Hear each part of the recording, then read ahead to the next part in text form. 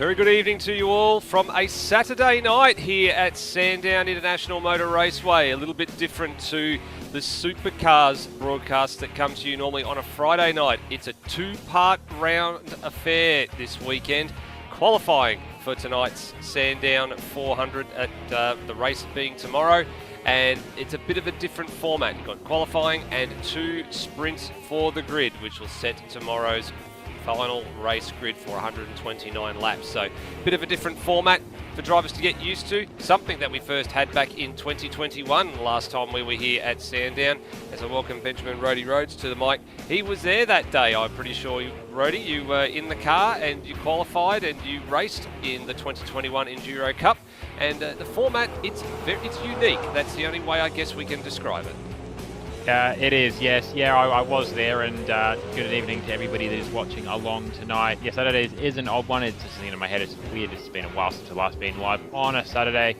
But yeah, no, it's a format that it's we've swapped formats around as we've evolved the Enduro Cup over the years. But this is one that's always stayed just with Sandown. It's the qualifying leading into two race for the grid races, which then the second one of those will set the grid for the race for tomorrow.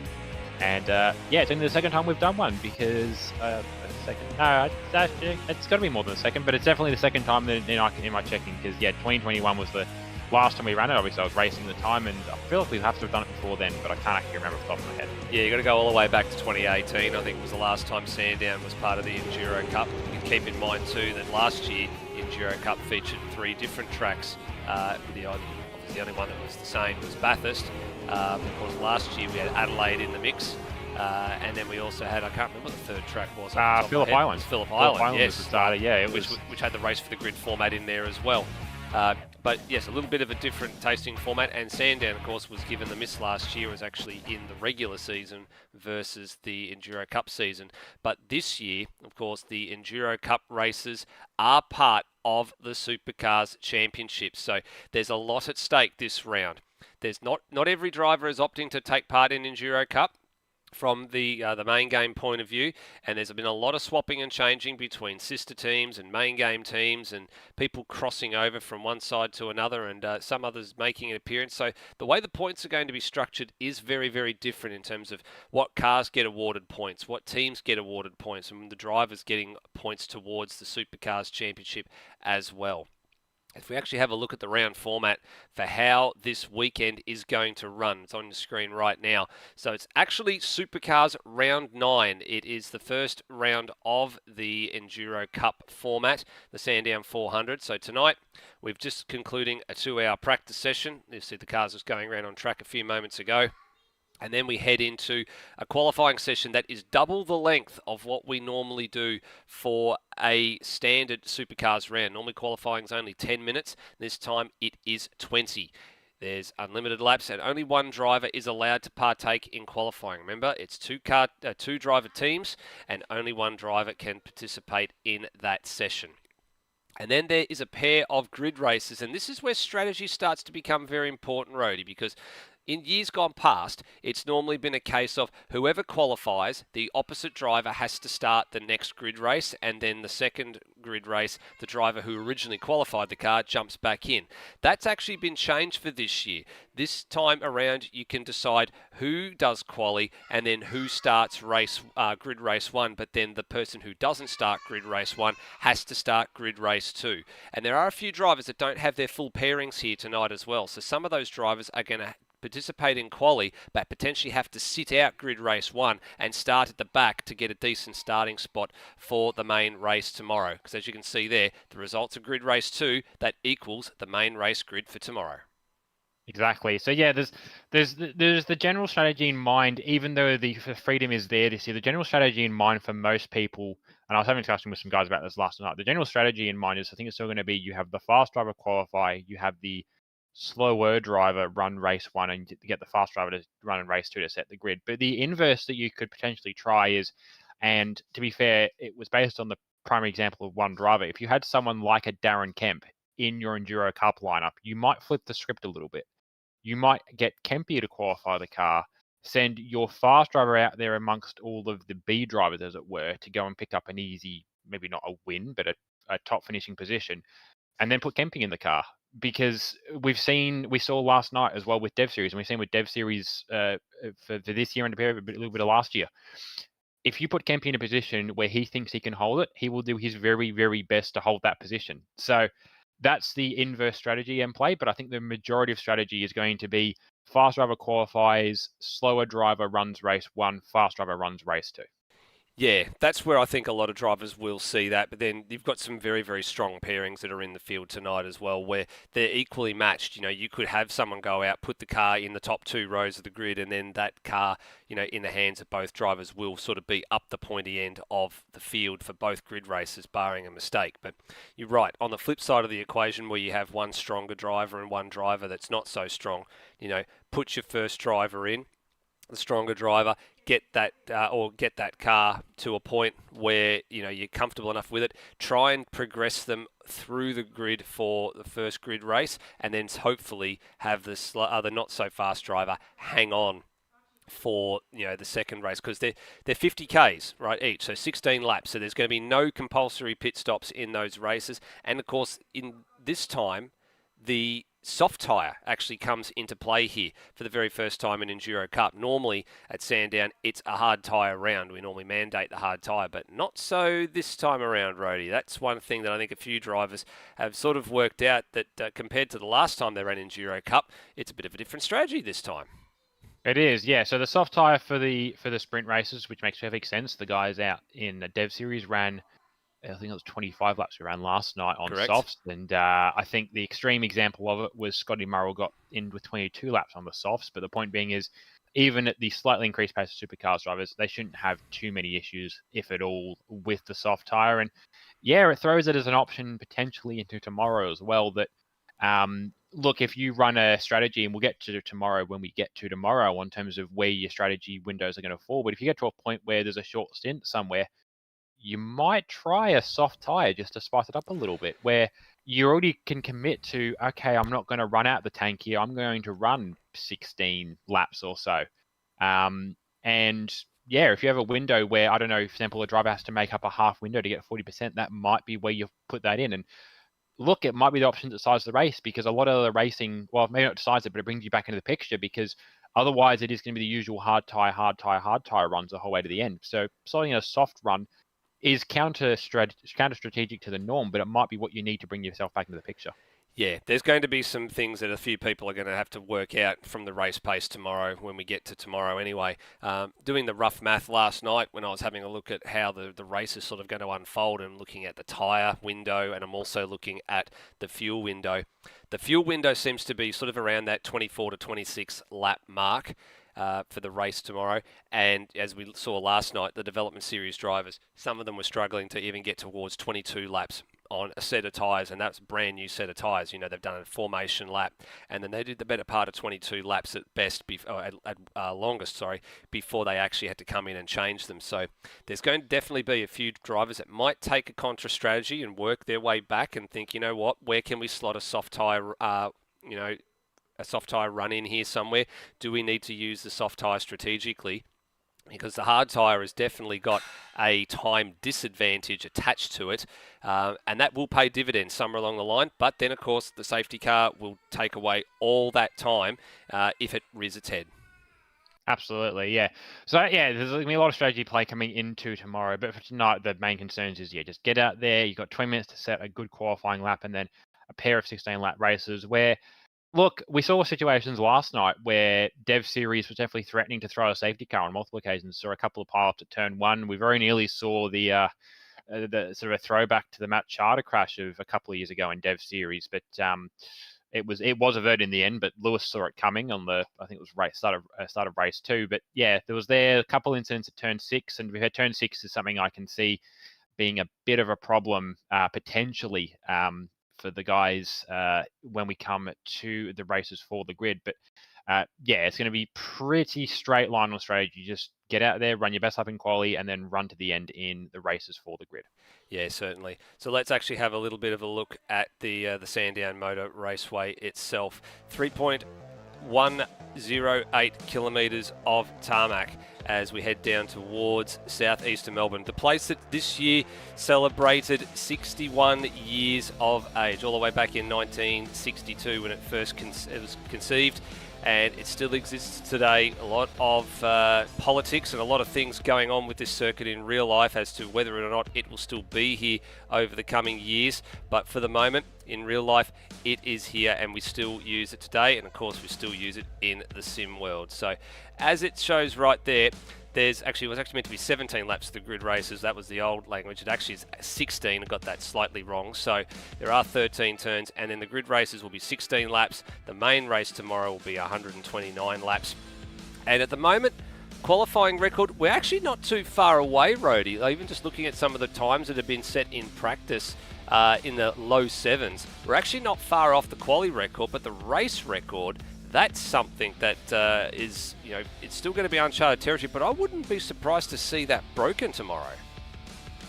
Yeah, quite possibly.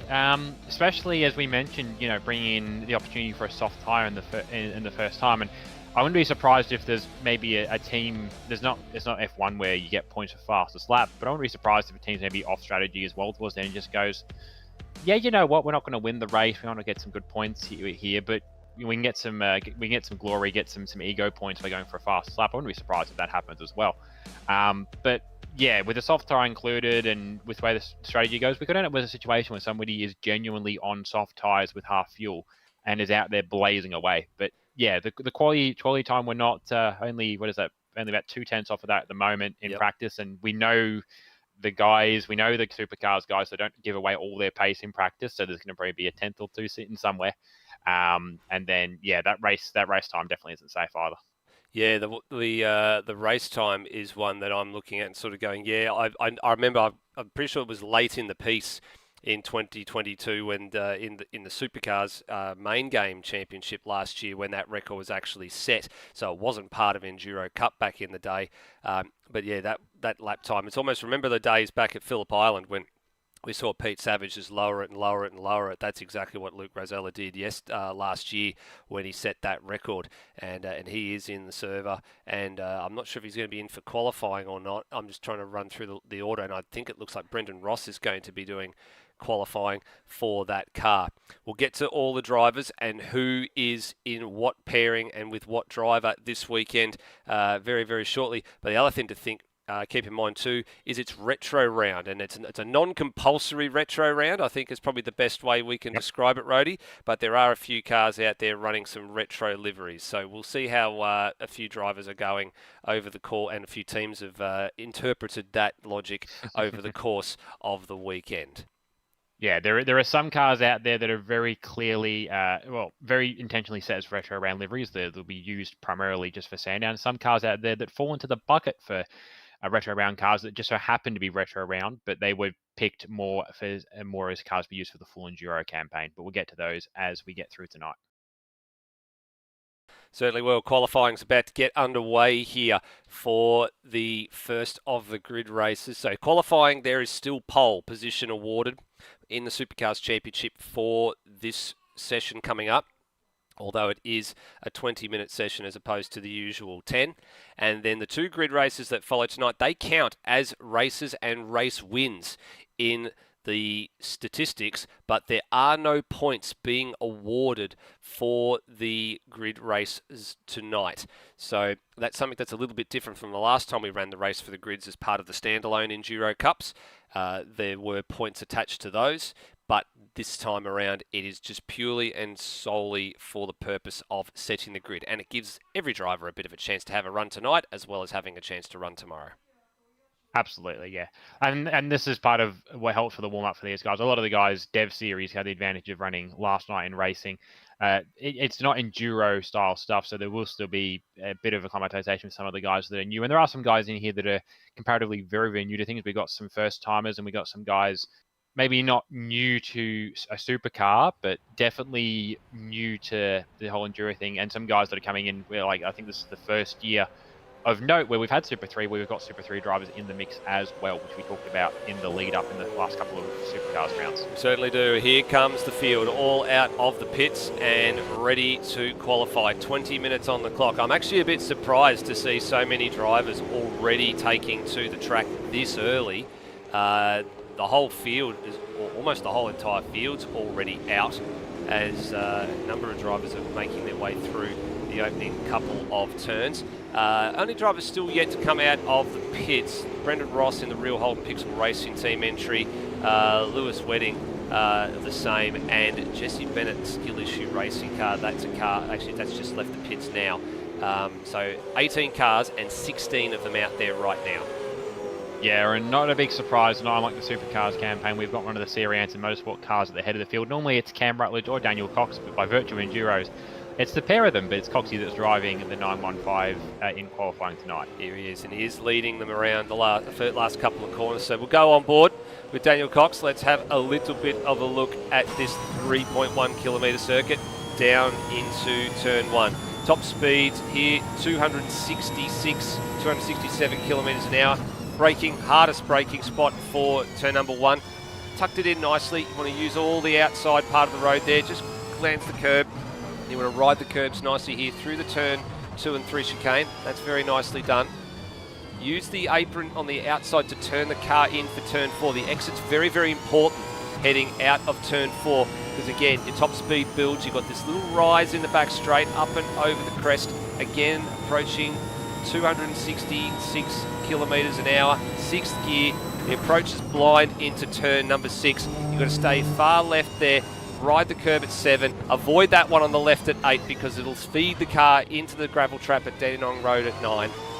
Then through and under the Penrite Bridge, through the inconsequential corner of turn 10, and then the final proper sequence of corners here, inside at 11, left side at 12. Use the outside ripple strip if you dare, and then the corner again, another consequential corner or inconsequential corner that doesn't really exist at turn 13. And if you're Daniel Cox, you post an 8.4. coming across the line and the current benchmark, but it's very quickly eclipsed by Grossel with an 8.1, and I don't think that won't be too far from being eclipsed by other cars either. No, Grossel was one of the quicker guys in the practice session we ran. It was only the CRE drivers ahead of him. Noah Tara's tucked in just behind him, just shy of half of a tenth of a second off, and we're still waiting to see a time from Will Devenish, who I believe is the one qualifying for his car. That is correct, I think. I'm just looking through the order. Yes, it is. He's currently sort of mid-pack at the moment, and keeping an eye on what he's up to at the moment. He's currently on an outlap, so he's actually aborted his first flying lap and gone to an outlap. So a few drivers still yet to set some times. Here's another one, someone we haven't seen for some time, Peter Savage, and he's sharing with Steve Burko this round, and they've actually gone from the Commodore to a Mustang for this one for the CRE Performance Stable, Pepsi Max outfit, so rather smart looking livery. It's sort of a bit of a throwback, I guess, to the Mark Winterbottom days at the Full Performance Racing. And yeah, changed the car number as well. It's now 788, heading down to the line of post what hopefully should be for Savage his first time, and an 8.4, so he's on the sort of pace as Daniel Cox. Yeah, I was going to say just quickly, the Pete and Burko car, that's actually based on a concept that was done, again, you're right, in that Mark Winterbottom Pepsi Max era, a concept done for the FG Falcon that was converted across to a Mustang. It's actually come across really well. But yeah, switch from the Commodore to the Mustang. I think the only team in the Enduro Cup campaign that switched manufacturers. Yeah, one of the very few. Oh, and he's had a very, very big moment coming off a turn 4 there as well. Rode way too much curb and is out of business there. And we'll have to exit back to the pits pretty quickly. I think some damage on that car there. As it's cut to Dane McKenzie, just struggling to get the car stopped. It looks like for turn number 9. He's sharing with Hayden Cupid. I'm pronouncing it properly this time. Hayden Cupid in the number 119 entry, which is Sideways Esports by CRE.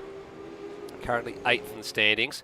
Goes up to 6th, lowers this bar by 1/4 of a second, and about a half a second or so away from the provisional pole, which coincidentally, the man you were talking about a little bit earlier, Will Devenish is on top, but he's just been immediately supplanted by the sister pairing of Lockie Lock and Noah Tara, who have actually say that and then been supplanted again. And he's just gone quicker again. So the CRE Mustangs at the top of the pile at the moment. Now, this is one team that has opted to pair its main drivers from the series in one car and bring the... Oi! As he gets very, very up in the air there at turn 3. To pair its main game drivers, if I can get the words out, in one car and pilfer the sister car team's main game drivers and put them in the second car. So this is playing strategy in terms of a team's championship straight out of the gate. You know, you put your fastest drivers in the faster cars or the team car that's highest up the standings and you bag as many points as you possibly can. What that means, though, is that they've had to then fill the CRE, the amped up racing by CRE cars, with regulars from the Super 2 ranks. Yeah, so, yeah, you're right. They've brought Will and Tom obviously into what is now the 1-5-1 combination of 15 and 51, obviously. And then the 2-3-7 is, it just comes straight across as Lockie Lock's number. That is Lockie Lock and Noah Tara. And they're probably it's them and the 2 lead Pixel cars, at least on paper, that are probably, in terms of the team's championship in Enduro Cup, not really worrying about that in Enduro Cup, but they are the 2 biggest teams. And it makes sense because they're the teams that are battling in the Supercars team's championship at the moment. So yeah, it's an interesting position, and it potentially has some effect in the drivers' championship as well, pairing Will and Tomo together, because if something goes wrong, it goes wrong for the pair of them. Doesn't help them in teams, but also it brings Will a little bit closer to those that are chasing him in the drivers' points. But yeah, Will and Tomo in the 1-5-1, and Noah and Lockie Lock in the 2-3-7, and then yeah, they've brought in a whole list of, we'll get to them, of the Super 2 and Super 3 guys in to fill out the amped up racing cars. Yeah, and you can see here as well that the Tara and Lock machine is sporting one of the Enduro-specific liveries for this very round, one of the retro round liveries, with a bit of a throwback to the Craig Lowndes 00 Gibson Motorsport Green-Eyed Monster, the AU Falcon from back in the day. It's a livery that sort of lives on a little bit in local state racing circles here in Victoria. Stuart Didd's got one of those on an EA Falcon in the improved production ranks, and I've seen a few other drivers sort of trying to imitate that look as well. Yeah, I was talking to Lockie Lock this morning about the liveries CRE are running, and there was not necessarily any big thought that went into a lot of them outside of those for Cox and Paul and Dostal that we'll talk about in a little bit. But yeah, for Tara, for Lock, the choice of this car simply just, he likes this livery. This is a favourite of his from the old V8 racing games, and decided to bring it across onto the Mustang for retro round. Yep. Well, there was one of those cars we were just talking about, the Hall and Dostal and the Cam and Cox machines just going around to turn 4 there. I couldn't quite work out which one it was, just as Grossel was arriving on the scene. He's just been demoted down to 6th place, with Dane McKenzie going slightly quick up, and Grossel on an outlap here. Actually grateful to have some live timing for the moment as well. The local live timing is up and running, and actually a little bit quicker than the old live races, which is good from us in a broadcast perspective. We actually get to see some of the margins and who's setting the green and purple sectors at the moment. No one's really setting the timing tree alight in this phase of qualifying at the moment. I think a few drivers maybe just trying a few different things, maybe going to the setup book and starting to adjust the bars and play with some of the springs as well, and just trying to find that sweet spot for how the car might look and behave, because there's some parts of the circuit you need to use the curbs, like coming up to here at turns 2 and 3. The car's got to be able to ride and just sort of flow them real nice, and then there's some parts of the track you just got to completely stay away from the curbs from, like I was talking about before, down at turn 8. That little kink, as you come down the hill road, you go through the left-hander at turn 6, you go up and over the curb that Grossel's about to approach at turn 7, and then sort of turn 8 sneaks up on you really quick, but if you get the line wrong and you clip that little inside curb, just watch it here, so you go 1, Grossel's gone wide here, 2, that nasty little curb that he's just hit, that he's just bumped over right there. If you hit that at the wrong angle, it just feeds you into the gravel trap at turn 9. We've seen that be an absolute car breaker in the grassroots motorsport racing circles. We've seen Formula V's there clip that curb and basically have their steering brake and just go straight into the fence at Dandenong Road on the approach to 9. So it's a nasty little curb if you get that line wrong. Yeah, the only way you really want to take that curb is if you're almost launching across it, which is going to pick you off a cut, but it's really a last resort option. that curb is a really tricky one because that is essentially your braking point for Dandenong Road itself. And if you clip that curb as you're about to hit the brakes, you will come back down off of that with a locked inside front. And you'll do exactly what Grossel did there. I'm not sure he necessarily locked a tyre, but you will plough through that corner and you will miss the apex and will end up out on the curb at best. Yeah, and he was already well out of control before we got to that part of the track anyway, but because he was out of control, he actually clipped that curb, which actually sent him off anyway, but I think he was going to go off on his own as part of qualifying anyway. Let's see, Steve Warwick avoids the curb there, heading down into turn number 9, so that's pretty good for him. He's actually substituting, I think, is it for Brapp or for Luke Speck this round? He's jumping in for Brapp this round. It's one of those peculiarities of how it's turned out that Brapp and Luke Speck are the listed drivers in this car, but Steve Warwick might end up doing more lap time than Brapp, just by virtue of Brapp picking up uni, he's already had uni, dealing with uni work through the middle of enduros as well. Well, there you go. So Steve Warwick at the moment, position 11 in the second of the PBF race engineering cars, the number 45, which is I guess the old Team Dynamic. Looks like livery, isn't it, Rody? Yeah, it's based on the 2003 Team Dynamic car, which sort of very famously had the ZB on the side, bit of a Simpsons predicting the future kind of moment there. But yeah, this was actually the livery Foley was going to run for retro round 2 years ago, but couldn't make the round in the end. He ended up running, I think it was the Dodo car, the car that Francois Bibbs now running, the Jamie Whincup car for the last round of the season. But yeah, this one sat unraced, so needed a ZB and dug it out of the woodwork and changed a few sponsors up, and here we go. Here we go. So he's heading down the hill there into turn number 9 as well, and made a little bit of a right hash coming down the hill, but he's gotten away with it. Speaking of Brenton Foley, the man who would have raced that car, he's gone a completely different direction to anything that I've ever seen from a Red Bull perspective in terms of his retro round livery. Now this one, the first thing I get vibes of when I look at this car, Rody, is the old Winfield Nissan GTRs at Bathurst, and the old infamous Jim Richards comments about the Packer arseholes.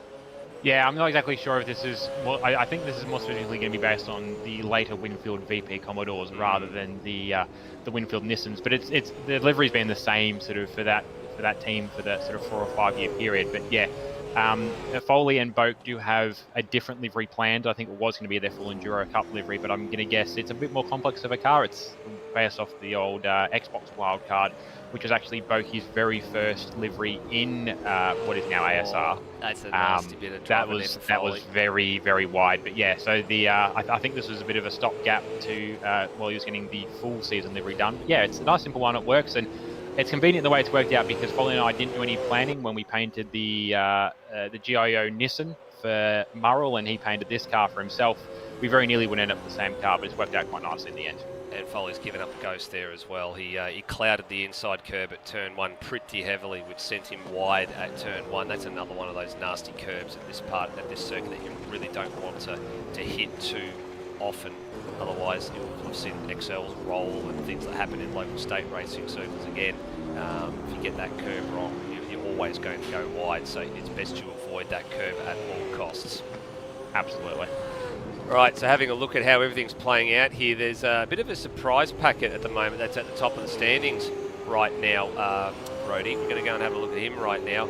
It's a short-lived retirement. I guess, is retirement the correct word, or sabbatical in this regard? I'm not 100% sure, but last year's champion of the Supercars, who announced at the last round at Pukekohe that he was taking time off, he's back.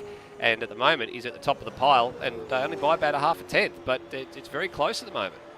Yeah, that's not a big surprise in the way it's playing out. Yeah, he has been a good. We're coming up to what is it now, 9, nearly 10 months since Kurt Stenberg was last driving one of the ASR Supercars. Was in a ZB at the time as well for Trans-Tasman Racing, and yes, he has returned. He's the second actually of the returned drivers that are coming through the Pixel ranks. We see Luke Rosella popping up to fill in for Lewis Wedding during the season starting at the Bend. But yeah, Kurt Stenberg jumping in with Zach Brown in it's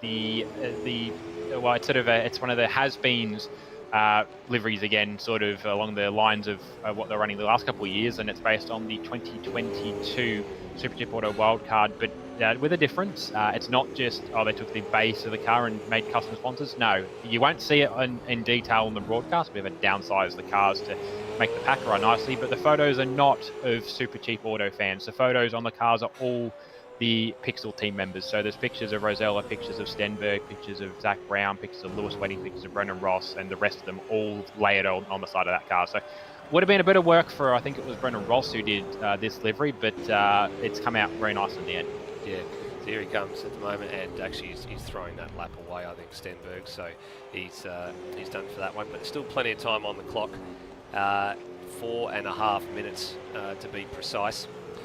It's a bit different for us to the longer sessions, and when we get to Bathurst, of course, it's a half an hour qualifying session, as is tradition with the Bathurst 500. It's a much longer session, and the top 10 shootout to come along as well. And that's going to be in the middle of October. So it's about 5 or 6 weeks away, I think. I'm just trying to do the math off the top of my head, because there is another Supercars round in between now and then as well.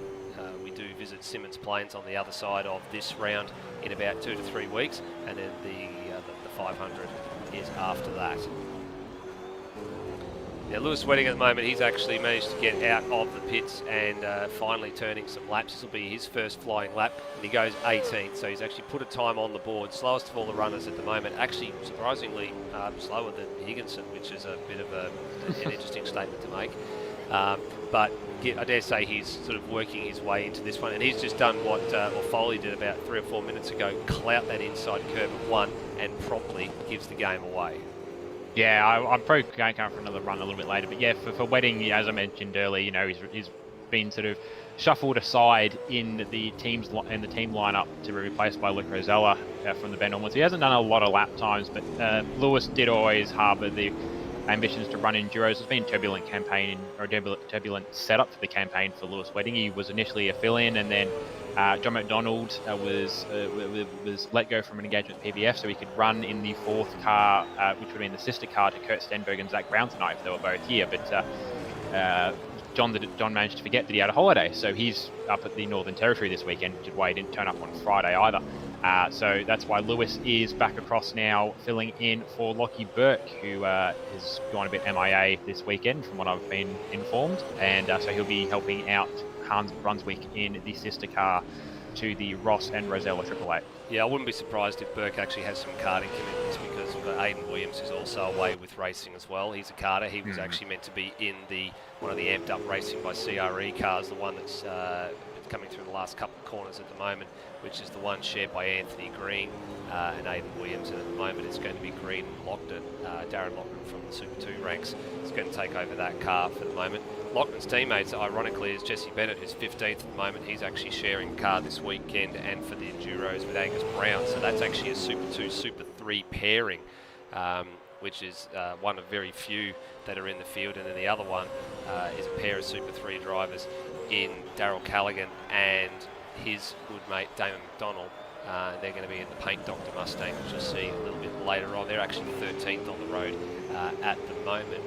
Actually, they're out on track right now, heading into turn number 1. It's actually a pretty basic livery on the car, but actually somehow I think, Rody, it actually kind of suits the car a little bit with the body lines. It does, yeah. It's a very good, very simple design, but it does work out quite well for that car. It could probably do with a few more logos here and there, but yeah, it's come across very well. I was going to make the point, technically, it's only a Super 3 car by virtue of the fact that Damon McDonald hasn't got a full-time car yet. Because of the pace he's been running in the wild cards he's had in Dev Series, he's definitely been Super 2 pace. But it's one of those things where that's technically Super 3 by virtue of Damon McDonald not having a full-time drive yet. And technically the other car, the green and the Jesse Bennett and Angus Brown car, is only a Super 3, Super 2 car by virtue of the last round, because up until the point, especially when it was registered, they were both still Super 3 drivers, although obviously Jesse was impending promotion at the time, which is why you see a nice big promotion down the side of the car. That's obviously what that's referencing. That's their nice touch there, isn't it? All right, so inside the last minute of qualifying here. So this, of course, is setting the grid for the heat race to follow in about 10 minutes' time, which they can decide which drivers they want to put cars in. So Brendan Ross at the moment, this will be his start of his last flying lap.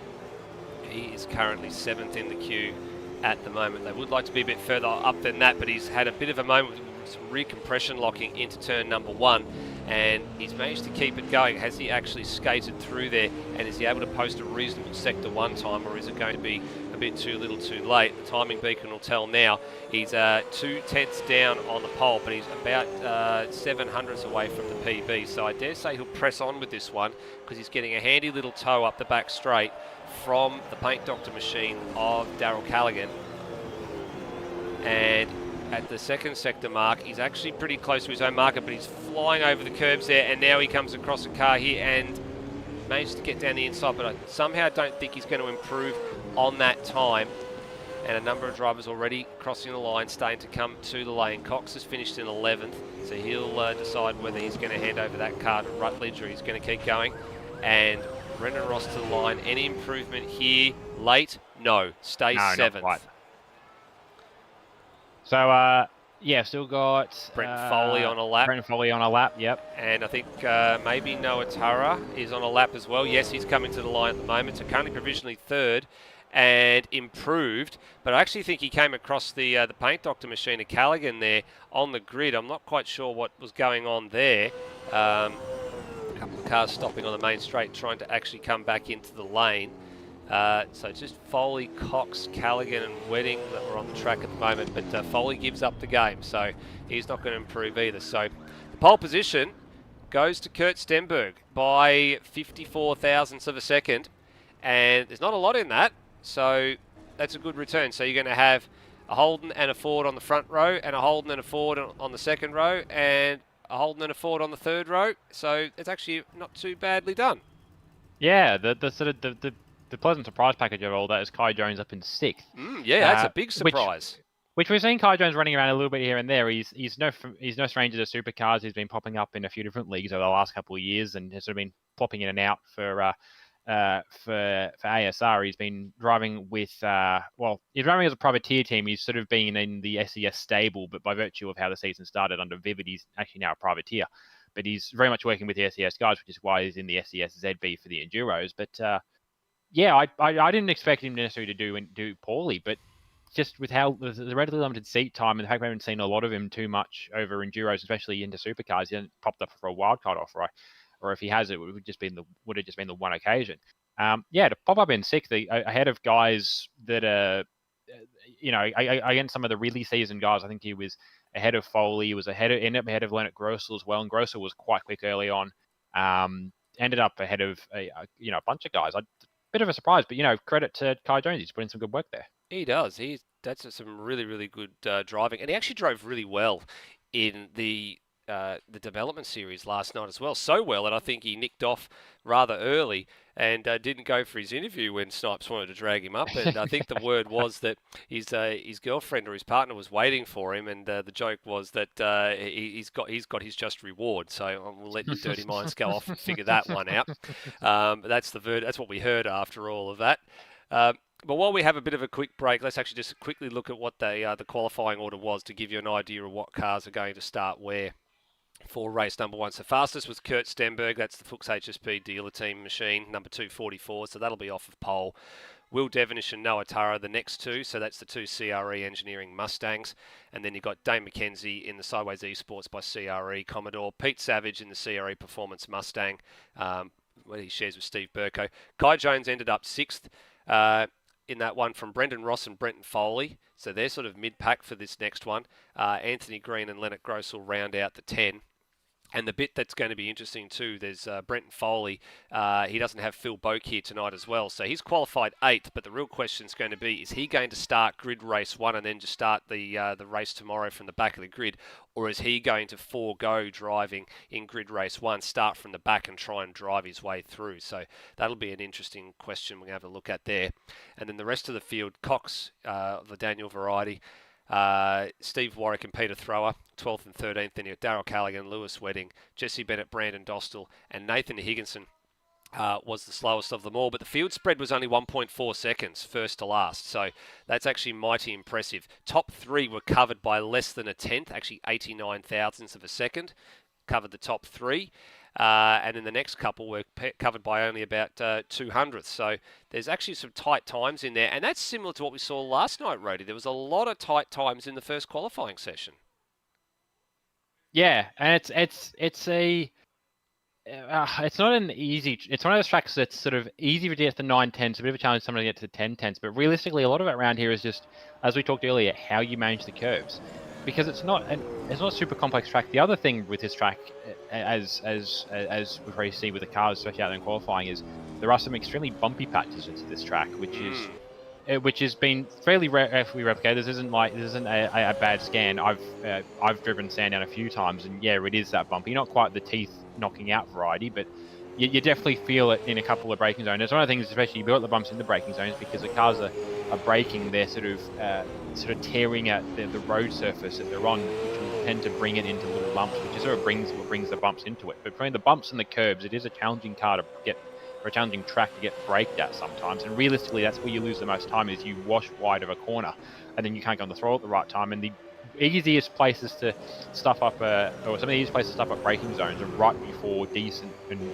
important straights. So turn 1's an easy one to blow through, when turn 1-2 straight isn't majorly important, but it can help. But yeah, it's very easy to roll through and wobble out of turn 4, and that ruins your run up the entire back straight, and that's quite a big bit of track. And then coming through a Dandenong Road, easy one to a bottle as well. We saw Leonard Grossel do that in practice, and that's an easy way to do that one, which ruins your run down under the Penrite Bridge. And then coming out of the last corner, the second last corner, the last practical corner, you can get a bit too much on the inside curb, or you can spend too much on the outside curb, pick up wheel spin and have to catch that.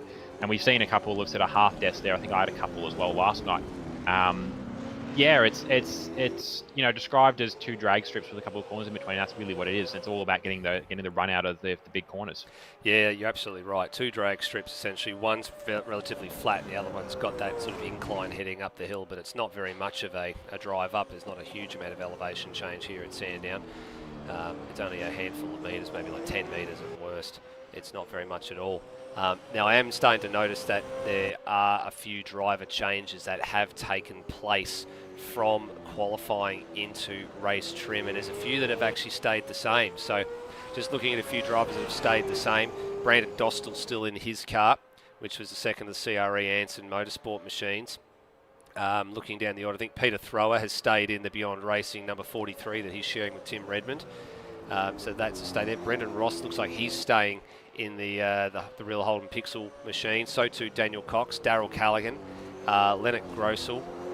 They're all staying in the cars, and the rest of them look like they've actually changed. So there's only about sort of 5 or 6 drivers that have stayed put out of the 18 that qualified. So interesting times, very interesting strategy right now. Yeah, as I said earlier, I think a lot of the sort of the default option, almost as it were, is going to be run the fast driver in race 2. So I think that's where a lot of guys are pushing for. Yeah, so yeah, run the fast drivers in race number 2. And I mean, if I look at the fast drivers that are still hanging around in this one, the only one where you sort of draw that exception is you go, well, Brendan Ross and Luke Rosella are both relative. Rosella's clearly the faster driver, but Ross is no slouch either. So where he's starting in the middle of the pack, so that means that he can potentially drive through and pick up a handful of spots and then hand over to Rosella, who might very well march away from maybe second or third on the grid in grid race number 2, and then just drive on with it. Same with Turmo, or Curtis Igmanis, as he's gone by this year, is definitely no slouch when he's at the front of the field. He's got 2 race wins this year, his first 2 race wins in Supercars, and he's had a bit of an awkward patch over the last couple of rounds, but he is starting off the front row of the grid. He'll be opposite Zach Brown, importantly, so look at that for a battle heading down into turn number 1. Yeah, sorry, I was just updating the point sheets, but yeah, no, it's going to be an interesting start the way some of these positions have fanned out. Some of the guys that have had the advantage of being here in Dev Series last night to understand sort of the way that turn 1 plays out. I think potentially the way it's going to fall out, I know it won't actually, probably for the best in the end, but Anthony Green won't be taking to the start of this race, because Anthony Green was the one who did his very best impression of Matt Charter and survived in race 2 of Dev Series. So sort of once bitten, twice shy on that one. But that said, Darryl Lognan wasn't particularly enjoying the first stint of either races yesterday as well. There's a point where he ended up battling with me, which, for those who've been following Dev Series, that's not supposed to happen. He's comfortably won, he won Super 3 last year and disappeared out into Super 2 land, obviously to get promoted this year.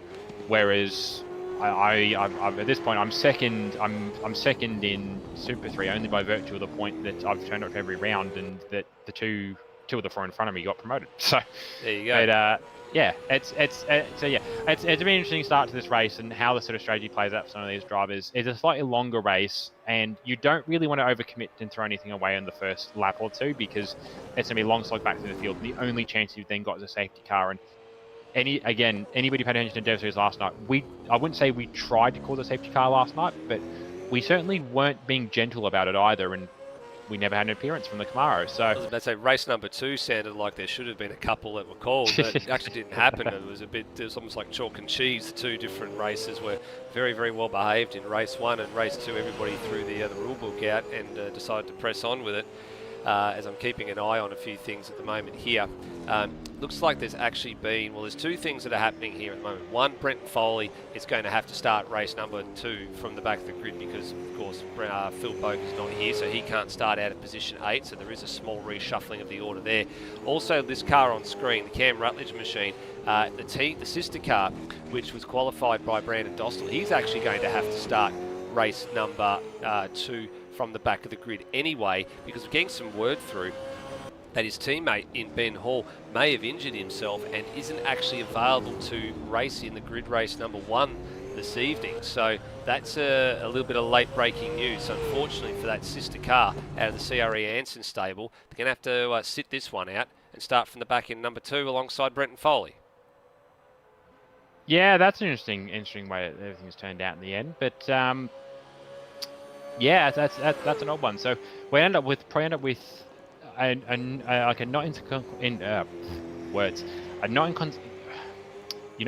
inconsequential amount of drivers that are going to cars, especially that won't be on the grid for the first race of the grid. It doesn't matter this year. There's no points being paid. All it does is set you up for race number 2. But yeah, if drivers only have a single car, it would be.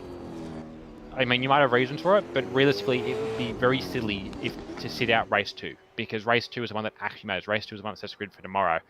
By all means, for an 400k race, you're not going to decide the format or the results for the race in qualifying. No, it helps quite a bit, especially if you round someone that like I've got markers for myself in Dev Series people that I want to qualify ahead of because either I've got rivalries with them or I just know they're going to be a real bugger to pass if they choose to be, and that's stuff that can affect you over enduro. Is you don't really want to spend the first 23 laps stuck behind another car that you're quicker than, but not quite quicker enough than, and the only way you can then pass him is by like undercutting him with a pit stop or something. It throws off your strategy and it gets into your head. No, it definitely does throw it out. So just keeping an eye on a few things here. There's definitely a few drivers that are just taking a few opportunities to do some practice starts and a few other things here as well. I'm just keeping an eye on how many drivers are actually in the server at the moment because I'm not 100% sure if we actually have everybody in.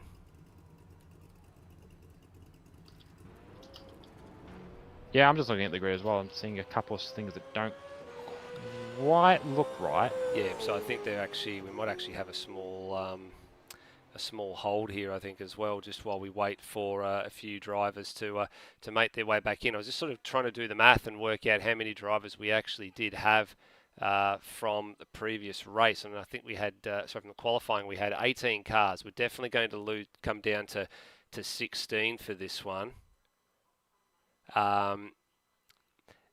And just waiting on a few little words to actually be exchanged there, which looks like we have.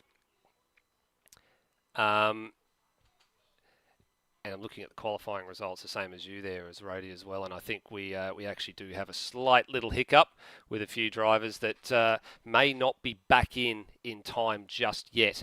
to sort that out. So what we might do here is we might actually have a bit of a chance to take a bit of a look at the point standings between as it stands as of the end of the last round at Hidden Valley. So if you've got your points graphic open there, Rody, Yep. for the driver standings, let's have a bit of a discussion around how the championship is going, because there wasn't a lot of movement in the top 10 from the last round. The only drivers that actually changed places there was, I think, Brendan Ross went ahead of Brenton Foley following the Hidden Valley round. And apart from that and the points gaps moving around, it's pretty much stayed this almost identical with the top 10. Yeah. There was a bit of rearrangement in that last round that we had for supercars, but yeah. In the end, yeah, the big gamble, as I said, is going to be for the rest of the year on how Devonish does in the Enduro Cup. That's really going to be what decides his championship, because at this point, a 597-point lead seems unassailable. And the way that they've been running this year, it in theory is, but mathematically, there's still a couple of drivers with a chance there. But what needs to happen is that Will Devonish and Kosek Manas need to have something go wrong. Probably Bathurst. I think Bathurst has historically been a bit of a shaky track for Will. So that's probably where it would happen if it was to happen anywhere. Although Pookie's going to be a big wild card for Enduros, because we haven't done an Enduro there before. And it is going to be a slightly different version of Pookie to what we've used the last few years. So wild card definitely in that one. But yeah, it's how Will and Tomo perform in the Enduros is going to be what determines how Will goes in this championship. Tim Redmond, that'll be an interesting one to see how that plays out. They might actually sort of slide through his undercard a little bit here, because by virtue of having Pete in the team, Pete's not a slow driver by any means. He is currently in there sort of battling for the back of the top 10 in with Dane Liccardo, Cam Rutledge, Dane McKenzie. And Dane's been fairly quick when he's been able to get onto the track this year. He's had a couple of shaky rounds, but we saw him at the start of the season up the front with Will Devonish, and I think it was Ryan Cox. He's had some good moments. So similarly to then follow that, Pete Thrower's not been doing too bad on pace this year. I think what might help though is that Tim maybe being maybe a tenth, like a tenth of like a 9 out of 10th off of the pace of a Will Devonish on song, or a Kurt Stenberg, or a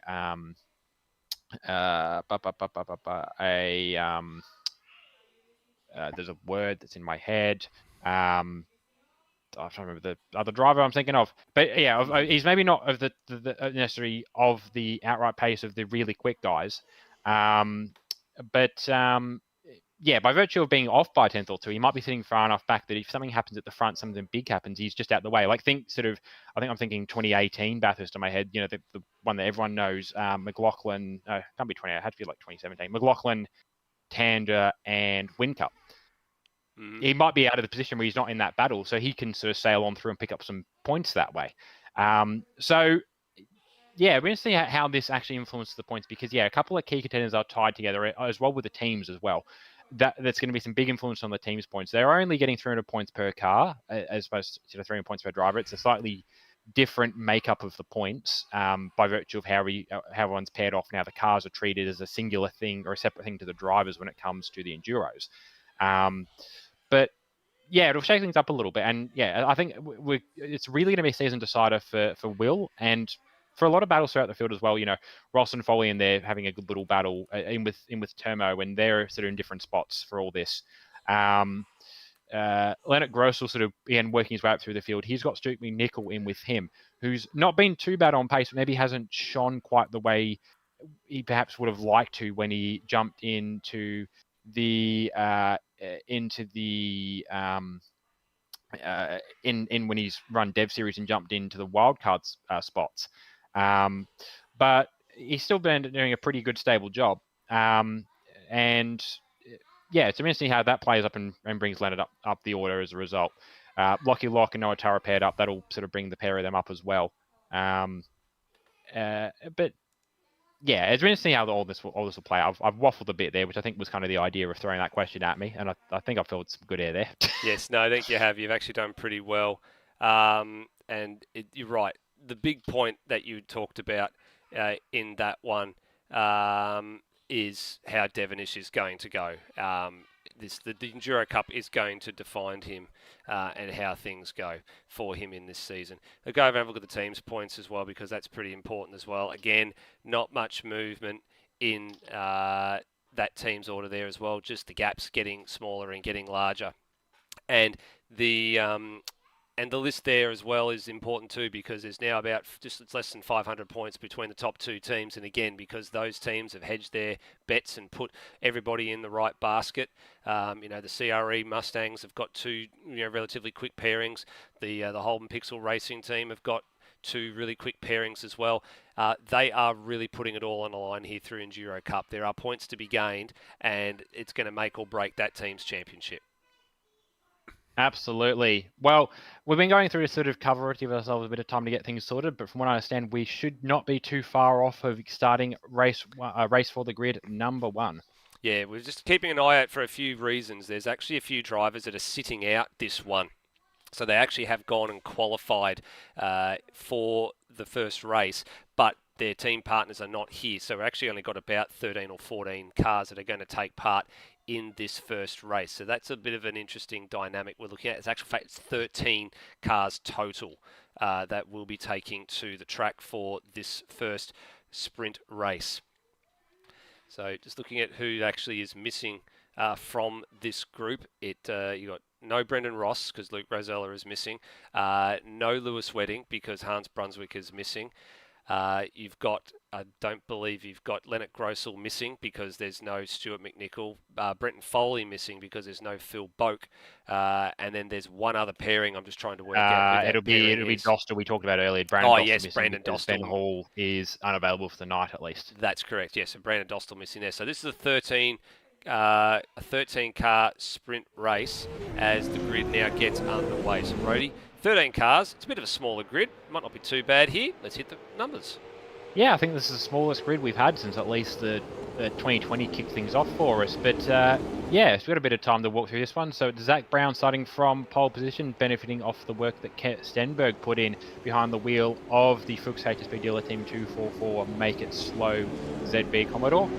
Second is Curtis Egmanis for Siri Engineering pairing up with Will Devonish in the Alan Moffat Tribute Mustang. We'll see another car for them for the rest of the season. Third is Lockie Lock in that green-eyed monster Falcon Tribute. He's teaming up with Noah Turra. Fourth is Hayden Cuppett. He's teaming up with Dane McKenzie in the Panorama Graphics sponsored Surrey's Esports by CRE ZB Commodore. Fifth is Steve Burko alongside a returning Pete Savage for Series Performance in a Pepsi Max Ford Mustang. Sixth is Ryan Smith benefiting off of Kai Jones' excellent qualifying work in the number 66 Surrey's Esports KDJ ZB Commodore. Seventh is Darren Logman filling in for Aidan Williams in the number 10 Amped Up Racing by CRE Mustang. Eighth is Cam Rutledge for CRE Anson Motorsport, one of the two grey top door slammer CRE of Castrol Edge Commodores in the field. Ninth is Luke Speck alongside Steve Warwick this weekend, PBF Racing Engineering. 10th is Pete Thrower for Beyond Racing, a bit of a modification on his season car for these guys for the Enduros. 11th is Darryl Callahan for Amped Up Racing by CRE with the Paint Doctor car. 12th is Angus Brown for Skill Issue Racing with Jesse Bennett in the promotion dead Kelly Grove rip-off car.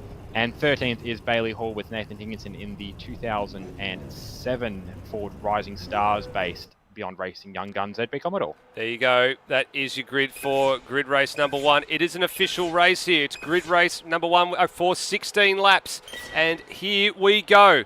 The two men off the front row of the grid get away really well. I was keeping an eye on how this was going to be, and Termo has got the whole shot here, gets the better start, moves ahead at turn number 1 in the 151 Tribute Mustang, and they're all through the first corner nice and safely in this smaller grid. But that was going to be pivotal for who could get off the line cleaner, and it goes to Egmanis, who had the racing line into 1 and therefore the little bit more grip on the traditional part of the track, but he's being chased all the way by Brown. Yeah, and it's an interesting race the way it's played out. We got a lot of some of the hardcore regulars in here, but also, as I mentioned, we have a lot of the sort of secondary drivers filling in. Zach Brown, one of them, but when I mean the secondary driver on pace, he's been pretty competitive in the Supercars Championship this year for PBF Race Engineering. And coming across now to the Pixel Car, a bit of a lock-up. Igmanus wide off the curb as well, which has opened the door for Zach Brown, and he's straight on through. Yep, that's it there. That was the move that was there. So Igmanus made the error down at turn number 9. He's going to just have the whole shot here, slips up in front of the 244, takes away the momentum. Nothing that Brown could do about it, just has to sit and wait as they try and clear off here. Now Cupid, sorry, had a relatively good start. He'd moved up to position 3, but he's just now had that position docked off him by the man who started third in Lockie Lock in the 237 Mustang, and they're now duking it out for the front here as Brown went through at turn number 1, but he outbraked himself and surrendered the position back to Igmanus. So battles all over the place in the opening lap and a half so far of this 16-lap 50-kilometre sprint. Yeah, the interesting thing to note is we're still in a happy little train of cars, which I didn't quite expect necessarily with some of the potential field spread, but it seems a lot of the guys that are jumping in have acquitted themselves well, have put the practice in, have got themselves relatively well onto the pace that they need to be on. And also, it's just a good little track. The slipstream very much saves you around Sandown Raceway if you're having a sight run through the corners, but it's sort of been a little bit of a train forming behind Lockie Lock now in sort of the best for the rest, with the battle for the lead happening out front.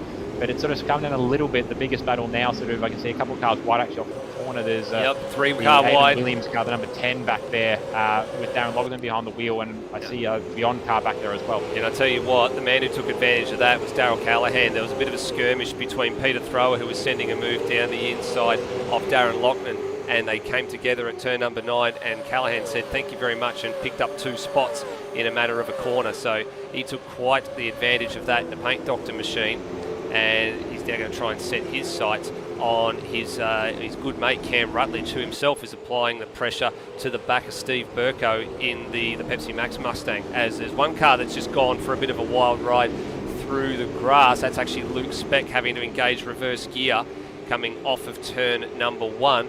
Let's have a look and see what happened to the PBF Race Engineering at number 45.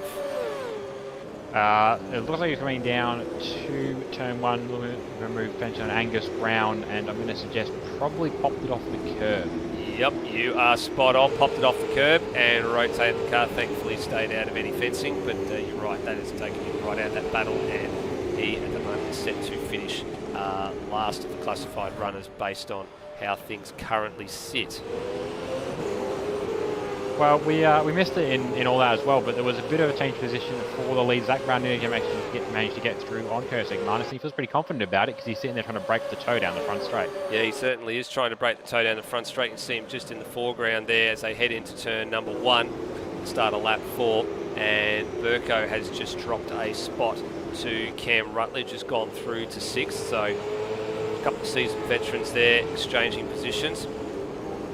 Over the curbs, and you're right, for the moment I think Brown seems to be quite comfortable out in front, just sort of holding his own, but he's still in the gun sights very much at the front of the field here. Igmanus getting a good toe up the back straight. Look at the closing speed, then he just backs out of it. He just takes his foot off the gas, just cruises into the braking zone for turn number 6. Doesn't have to apply as much force, but you can definitely see that the draft very, very powerful up the back straight there, and Igmanus putting it to good effect. Yeah, he was on the brakes pretty early there, Igmanus, for turn 6, and I was just thinking in my head maybe either a strategy playing that, maybe for tyre wear, or even just trying to get into round's head. Because if you're racing somebody pretty close and the driver behind you, as Brown goes to the fastest lap, the driver behind you brakes well earlier than you. Your first thought is, have I missed the corner here? Which then sets you up to panic and sets you up to potentially throw it off the track, even if you're in the right spot. So potentially some advanced mind games going on there at the front of the field. Yeah, a few advanced mind games, and here's the man with a good view of it all. Lockie Lock in position number 3, chasing the older team car, or the more senior team car, I should say. Igmanus and himself is chasing Brown. He's actually extended the margin in the last few moments as well. It was 0.3 of a second at the start of the last lap. It's now 0.8 of a second, so he's feeling fairly confident at the moment. You're absolutely spot on. Yeah, so he's just set himself in a good spot. He's probably, not that he's actually been in a good window this year, but I imagine there'll be probably a bit of focus going on there. He's obviously got the advice of a couple of seasoned veterans in his ear. He's got Kurt Stenberg, his teammate. I believe Luke Rosella possibly is floating around somewhere, and might be throwing in some words. And obviously Brendan Ross and Luke Rosella as well. So he's in a good setup, I think, for a team to bring some knowledge in. He's got people that can win for teams championships. Obviously he's there to help out in a degree with that. If he goes for another fast lap, 8.3, so that's pretty good actually. Yeah, that's actually very under good. The pace of some of the A drivers we've perhaps got in our heads that we might pop up again, or we'll see pop up in race 2. Yeah, you're not wrong. So he's actually feeling very, very happy with the car the way that it is at the moment. And behind them, Ryan Smith doing his best to apply the blowtorch to the back of Hayden Cupid. So these are the Commodores that are 4th and 5th on the road at the moment. As we're working lap 6 at the moment in this sprint race. So surprisingly, Rhodey, it's taken only 6 laps for this field to become strung out to the urge that it is at the moment. But importantly, I don't think anybody's really doing anything too silly at the moment. Most of the action is up the front end of the field, as we expected, as there's a mistake there from Smith going into turn number 6. He doesn't lose too much time to the back of Cupid. But we did expect that, most of the action was going to be up the pointy end of the field. It's up to sort of 1, 2, 3. And there's a couple here down 4th and 5th as well. There's been a couple of drivers change positions, only maybe up 1 or down 1. It hasn't been too much change. It's really just changing from one side of the grid to the other side of the grid. Yeah, and what's been, I think, for a lot of drivers is especially sort of this year with not sort of reduced importance, but it's sort of gone back to sort of where it perhaps should be as a qualifying race. No points awarded, nothing of that sort. It's really only just a get out there and don't wobble, set yourself up for your co-driver for the second race, and that's probably what's influencing some of the driving here. Some of the guys down the back, they've got still probably got a point to prove. They want to set themselves up well for their co-driver, so they're putting on a better battle. Same with Zach Brown and Curtis Egmanis. Very much would probably like to have Kurt starting on. Well, I imagine the preferred side for him is on the inside where first will be starting from. But very much wants to him have set up in a good position to take the fight to Will Devonish in race number 2.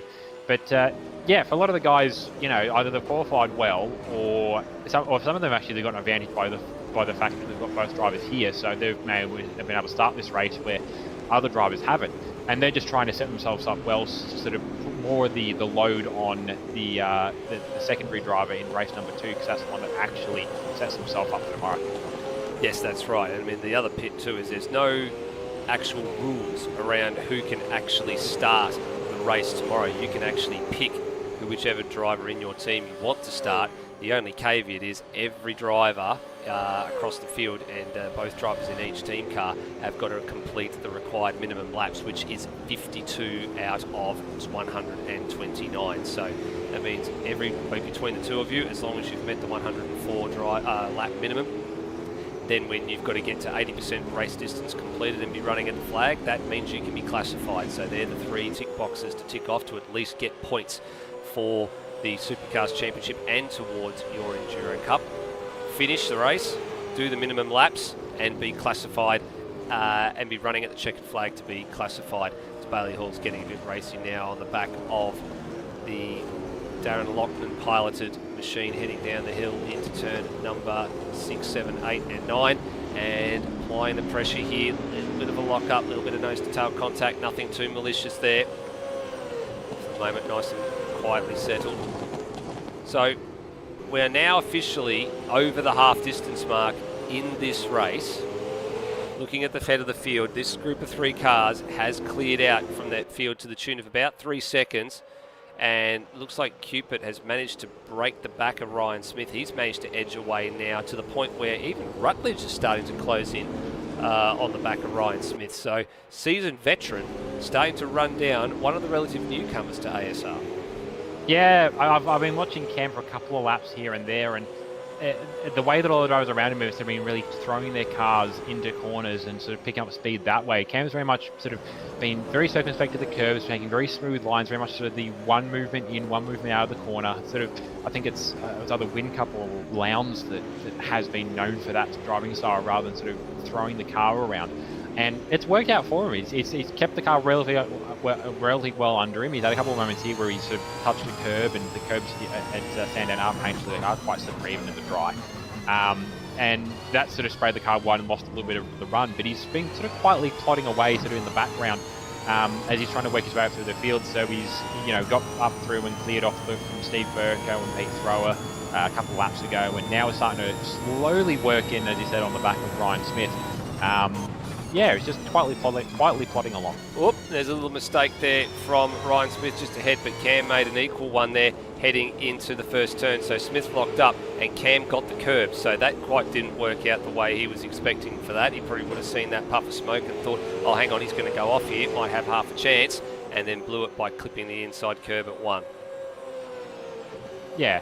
So yeah, that's part of it. Even at this sort of distance, there's very much of the mind game stuff, and I suppose it's probably a little bit conflicting for some of these drivers, especially the guys that have been doing Super 2 or Dev Series this year. They're used to having 20 cars around them. They're used to having very little room to work with. So also, you're given the entire track and a couple of car lengths either side, and the relative lack of freedom perhaps throws them off because they're so used to having to drive within a tight little box because they've got one car on the side, one car on the other. They've got 2 cars behind them. They've got 2 cars in front trying to kill each other.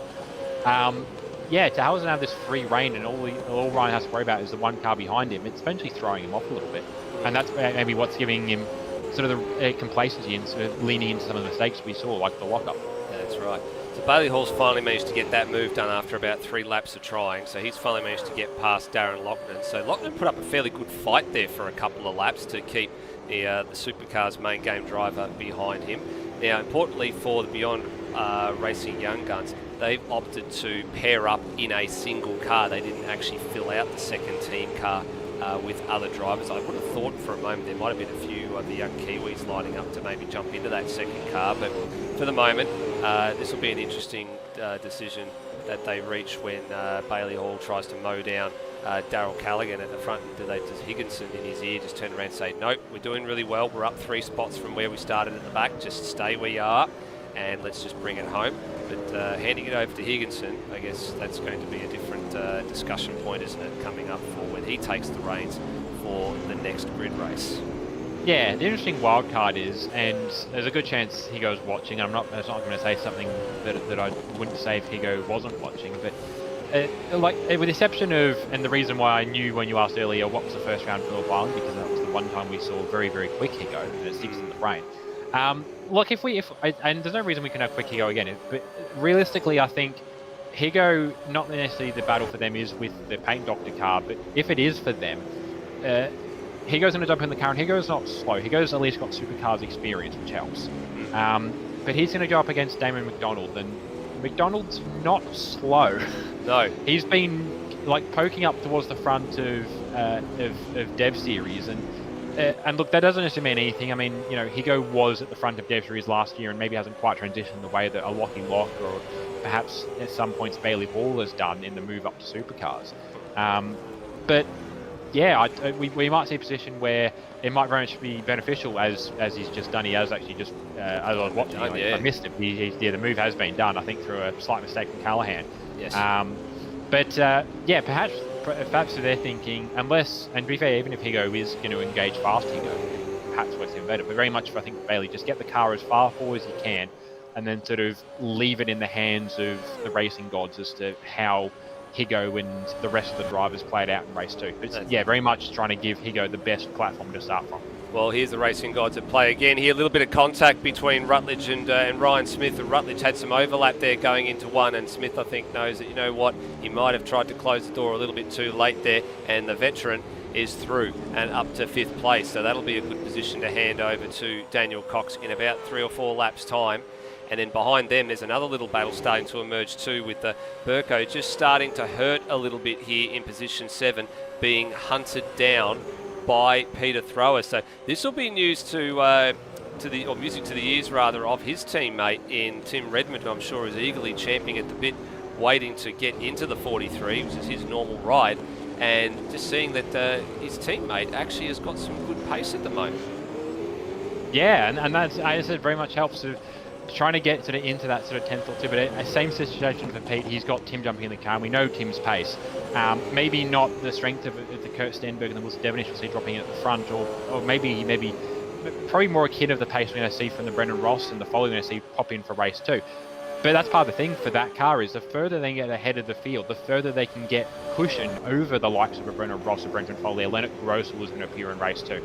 As they both run very wide. They're actually very wide from Pete. Yeah, I think I'm going to guess Pete was going for a move on Steve, who outbroke himself already. So Steve was waiting for Steve to break, which is why they both went as deep as they did. But what they've actually done is brought Bailey Hall into it. Yeah, absolutely. Bailey Hall's all over Pete Thrower here now like a cheap suit from a bad mistake. Likewise, Darren Loughnane is all over the back of Darryl Callahan, who started to fade a little bit late in this one as well.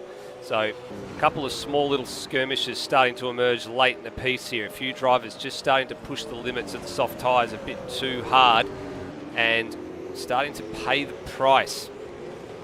Heading down here into turn number 9. There's been a change. Zach Brown.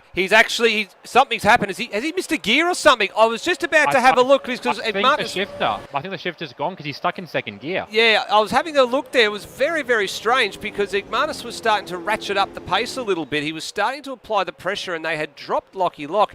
And what on earth has happened to Zach Brown? I think I've just seen, Rossi's just said that Zach's wheels died, so he's still going to have steering, but I'm going to guess all the buttons and whatever on the wheel, which includes he's back up if his paddles for shifting, because he's stuck in second gear. He's back up to speed now, so let's go and have a look at that because that was highly unusual coming off of the final corner. So here's where it sits. This is on the replay here. So this was at full racing speed, so just have a listen as he comes around the corner. Goes for the gear and it just dies, and there goes the two Mustangs just right alongside. So just something that is absolutely extraordinary, and he was doing so well up until that point, and a potential race win in the statistics book goes begging. Yeah, that's a shame because he was running pretty well. He's going to stay out there. The big problem he's going to have for the next lap in a bit is it's going to be mental torture because he's stuck in second gear.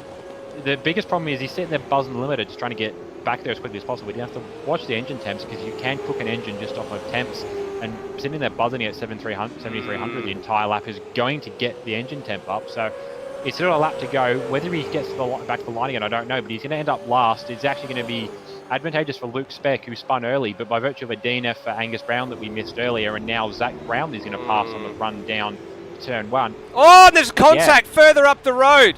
So Loughnane into the back of Callahan. I think that was just caught an eye on there as well while we're keeping an eye on Zach Brown. We'll go to a quick replay of that because that's sort of most unusual. And maybe a driving infringement here coming up. So they were rounding up Brown, who was on the racing line. And is this an error? I think this probably looks like it's going to be an error on Loughnane. And under braking. I'm not quite sure I want to call that. There was a little bit of wandering there, I think, as well, and maybe a late decision in that. Yeah, so potentially somebody's going to get something for that. But that wasn't great. In the end, Kodos Igmanis, we've missed all that in the late racing time, and Kodos Igmanis has come home with a win, not by much in the end, actually, over Lockie Lock, who I imagine probably rolled in for a formation finish, but they missed the chance to see it because we were too busy catching the last lap incident. That's right. So Igmanis and Lock, so the two CRE Engineering Mustangs get home 1 and 2 after absolute heartbreak for Zach Brown. That the lady that is Sandown giveth and the lady that is Sandown taketh away. So that also then promotes Cupid onto the podium there in third place. So that will officially be classed as a podium finish for him in the main game because these races do count in the statistics book. They don't count in the points book. Then Rutledge will be 4th. Everybody moving up one. So Ryan Smith to 5th, Burko to 6th, Peter Thrower 7th. Bailey Hall, he was the biggest mover out of all. That gained 5 spots overall, and the 5th one came by virtue of the Zach Brown issue in 8th. Loughnane 9th, and then Luke Speck 10th after that laid off, and then Callahan, after being nosed off at turn number 1, finishes 11th, with Brown already back in the pits, unsurprisingly, and then a non-finish for Angus Brown. So just looking to see, I can't tell how many laps he actually completed with the new live timing, unfortunately. So I'm not 100% sure of when he finished when he DNF'd that race. But, well, that is grid race number 1 over and done with. And the cars making their way back to the lane for another driver changeover. So there you go, ladies and gentlemen. Grid race 1 over and done with. Your winners, or your podium sitters from that one, Igmanis, Lock, And Cupid. Yeah, which I think by virtue of that plays out that is going to be Cupid's first Supercars podium as well. It certainly will. And it was funny actually. I was talking to Rossi earlier, and he was much like I think the other drivers that have hit 100 races. Some of the drivers that have hit 100 races this year. He's very much conscious of where he wants to hit 100 races. I'm not saying this is an influence, but I know that we was discussing on whether the race for the grid races count for anything or not. Because his concern would be that if race grid races count as official races, as it seems that they might indeed do, that his 100th race was going to come at Symmons Plains. And he'd very much prefer that his 100th race comes at Bathurst. So, that said, I've looked in the chat. I can't see Lucas Earl floating around, but I wouldn't be surprised if, again, race 1 doesn't matter for much. I wouldn't be surprised if Ross very much wants his 100th race to come at Bathurst, and he's not too concerned about mildly affecting a qualifying race in the Enduro Cup to ensure that happens. Well, I don't know about that part of the equation, Rody. That's the only bit I don't want to make any speculation on as to whether Brendan Ross is going to make an appearance for this one. But we will expect to see a handful more cars for this next one as well, as all the drivers get ready for grid race number 2. So, well, the important bit out of that one is the heartbreak for Zach Brown. But I guess the important bit that I also want to take out of this, there was some good driving in that race. There was definitely a few drivers that had an opportunity to make some passes. And Bailey Hall, well, he took it with both hands, didn't he? He gained 4 spots out of all of that. And then the 5th one came by virtue of the unfortunate mechanical drama for Brown. So he'll have to get that sorted for tomorrow's 129 lapper. But that actually brings the young guns for Beyond Racing up to a good position for this next one. Yeah, so I meant to grab the results to put them into the points, but yeah, the order is for this is as we said, this sets the grid for race number 2. So 1st through 13th will be the order as it starts. So Zach Brown will be starting 12th, and Angus Brown, by virtue of starting but not finishing this race, will be starting 13th. And then it's the sort of the bun scrap on from the rest of the drivers who didn't end up running in the first race. I think the first of those drivers will be Brendan Ross, closely followed just positionally by Brenton Foley, so that'll be 14th and 15th. Leonard Gross will be 16th. Then we'll have there's a 4th and 5th. Lewis Wedding. So Lewis Wedding and Dostal, I think, is the other Lewis one Wedding there as and well. Dostal. Yeah, so they'll line up. Lewis Wedding and Dostal line up 17th and 18th. But the big shuffle right now of everyone trying to get all the main drivers out and get all the new drivers, all the race for the grid 1 drivers out and all the race for the 2 race. I know what I mean. Race for the grid 2 drivers in. Also drivers taking the opportunities. Maybe they haven't been driving with the last 16 laps, but definitely mentally been engaged and have probably taken the opportunity to go for a bit of a walk and get a bit of a drink if they've been sitting there shouting at people. Actually, just got a little bit of word through as well. There's just been a little bit of a late server crash here as well, Rody. So just as everybody was changing over and getting drivers in and drivers out, there has been the game has unfortunately just given it a little bit of a weird curveball, as some of these things tend to happen every now and again. I think we've seen it commonly around the Bathurst weekend, where there's a lot of changeovers during the warm-up, the 2-hour warm-up that takes place, because that, of course, has been the biggest race on the ASR calendar for some time. And we tend to often see that happen during the warm-up session in the 2 hours for before the 500. There's always a lot of ins and outs, and sometimes the game just cries enough and says, "No, that's it," and everybody has to bail out and jump back in again. But touch wood. Thankfully, we've never had it happen in a race condition. Yeah, and it's one of the things where the servers are very much built.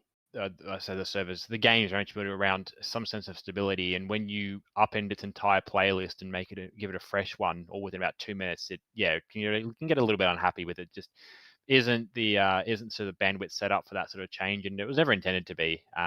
There is obviously the driver swap capability, but the idea for a driver swap in this format is that every once in a while you'll have someone drop into the server, swap over a driver and then swap back out again. It'll be a much smoother interchange, like maybe a driver or 2, maybe it'll be a batch of maybe 7 or 8 drivers that will appear all within 3 or 4 laps, but then a couple of laps after that you'll have the same number of batch disappear again. And it's a little bit more of a little bit more manageable for the server, as opposed to taking out 13 drivers and putting back in 18 new ones.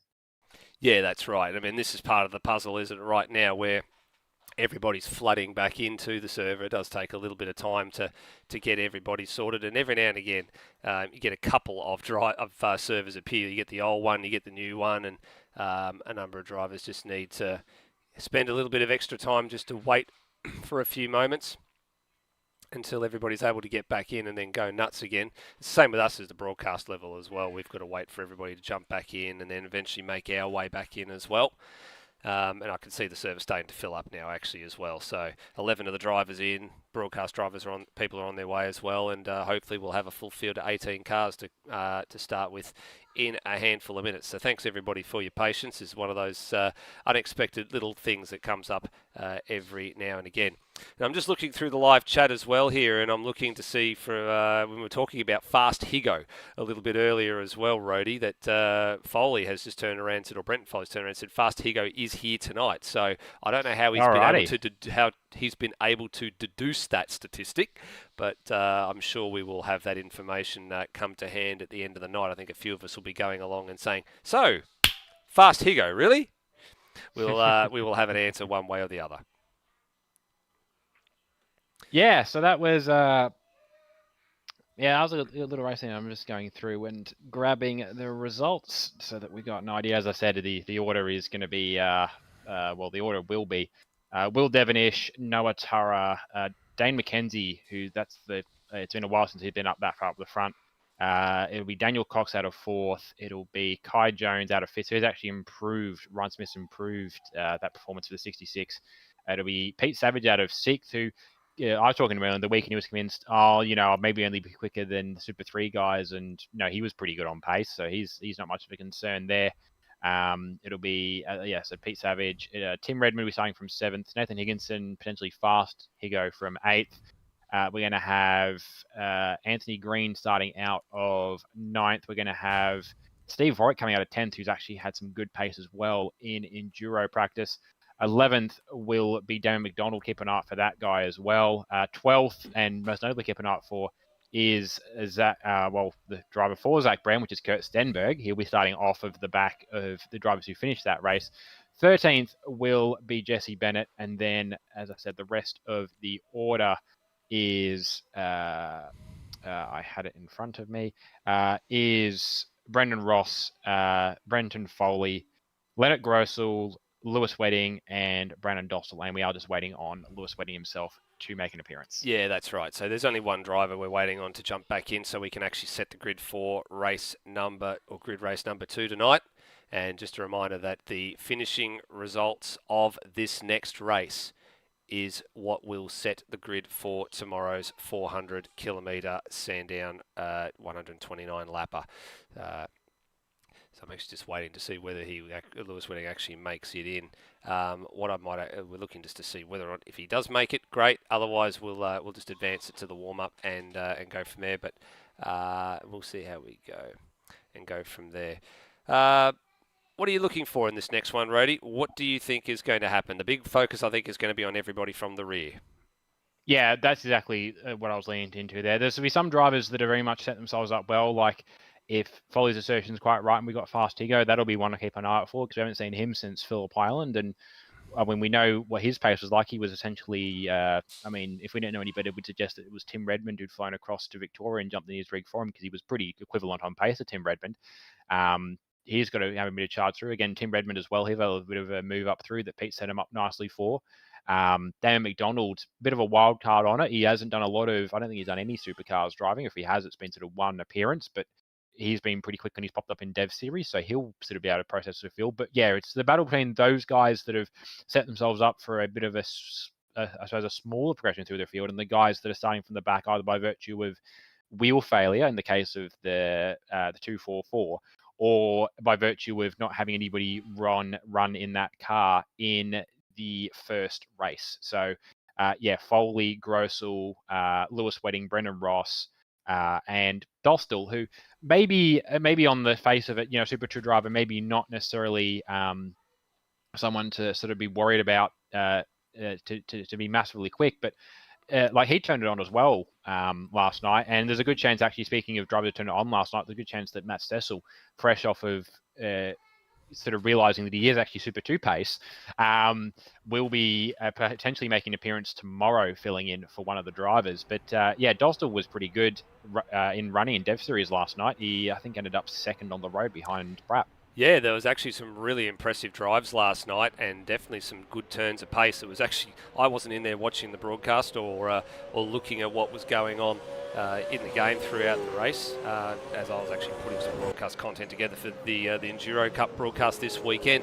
But just watching along on the live timing, it was really interesting just to see how the pace of certain people came to the fore. It was completely unexpected, and a few people, I think, were actually shocked and surprised by their own performances, and some of those people doing double duty this weekend as well, like your Anthony Green, Daryl Callahan, Brap and Luke Speck. Well, Brap's not obviously doing this weekend, but Luke Speck as well, and there's a few of them that Jesse Bennett and Angus Brown, the same ones too, so they've definitely got some first-hand practice up in race conditions, so they are, I guess you can call them, they are race ready for this one, and it looks like most of the cars have taken to the track for final warm-up session. We have got them all in here, so it's a full field of 18 cars for this next grid race, and I dare say there will definitely be a handful of drivers progressing around to the starting grid here to get the practice starts in.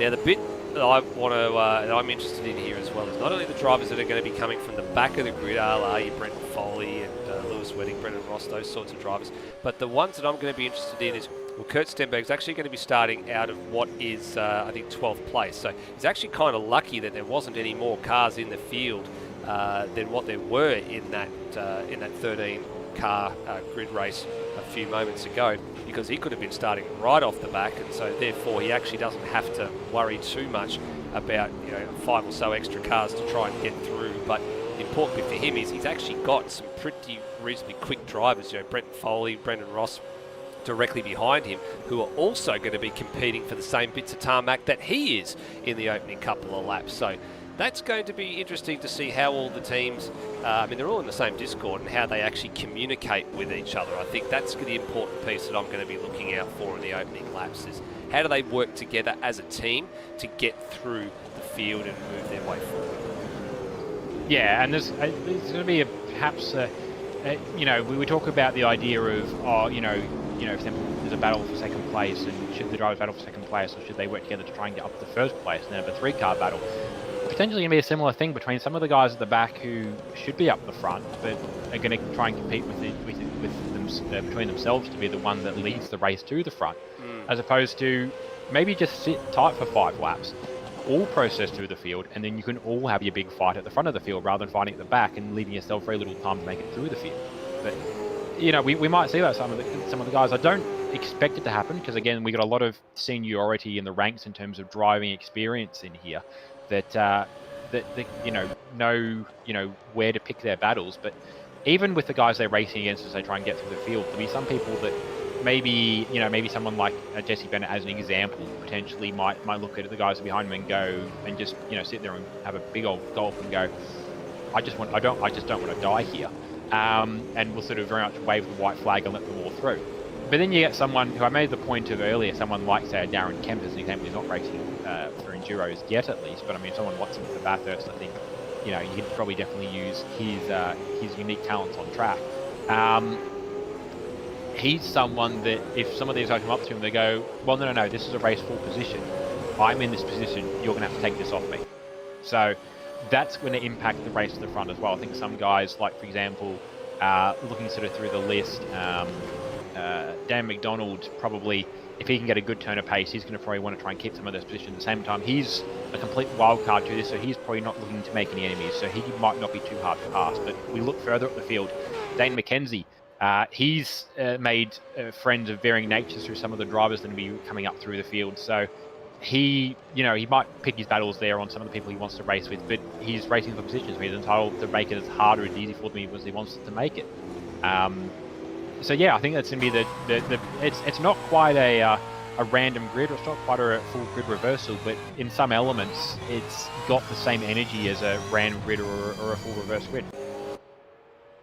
It definitely does. And I mean, the bit that I was sort of salivating over when I was looking at how grid race number 1 was going, with Igmanis and Brown going toe to toe, was that, you know what, this puts the old sparring partners of Devonish and Stenberg on the front row. And unfortunately, that's been taken away, because I was looking forward to seeing how that battle on the opening lap was going to unfold. That definitely would have been probably a bit of a slugfest for the ages, I would have thought, over the opening lap as to who wanted the ascendancy over the other. Yeah, well, what's going to spice it up a little bit, actually, a little in this is, yeah, I really don't want this to end up being a battle for second. But the concern's going to be is people going to have to hold Will up, or hold it to Will long enough for the rest of the guys that are Will's pace to get through the field.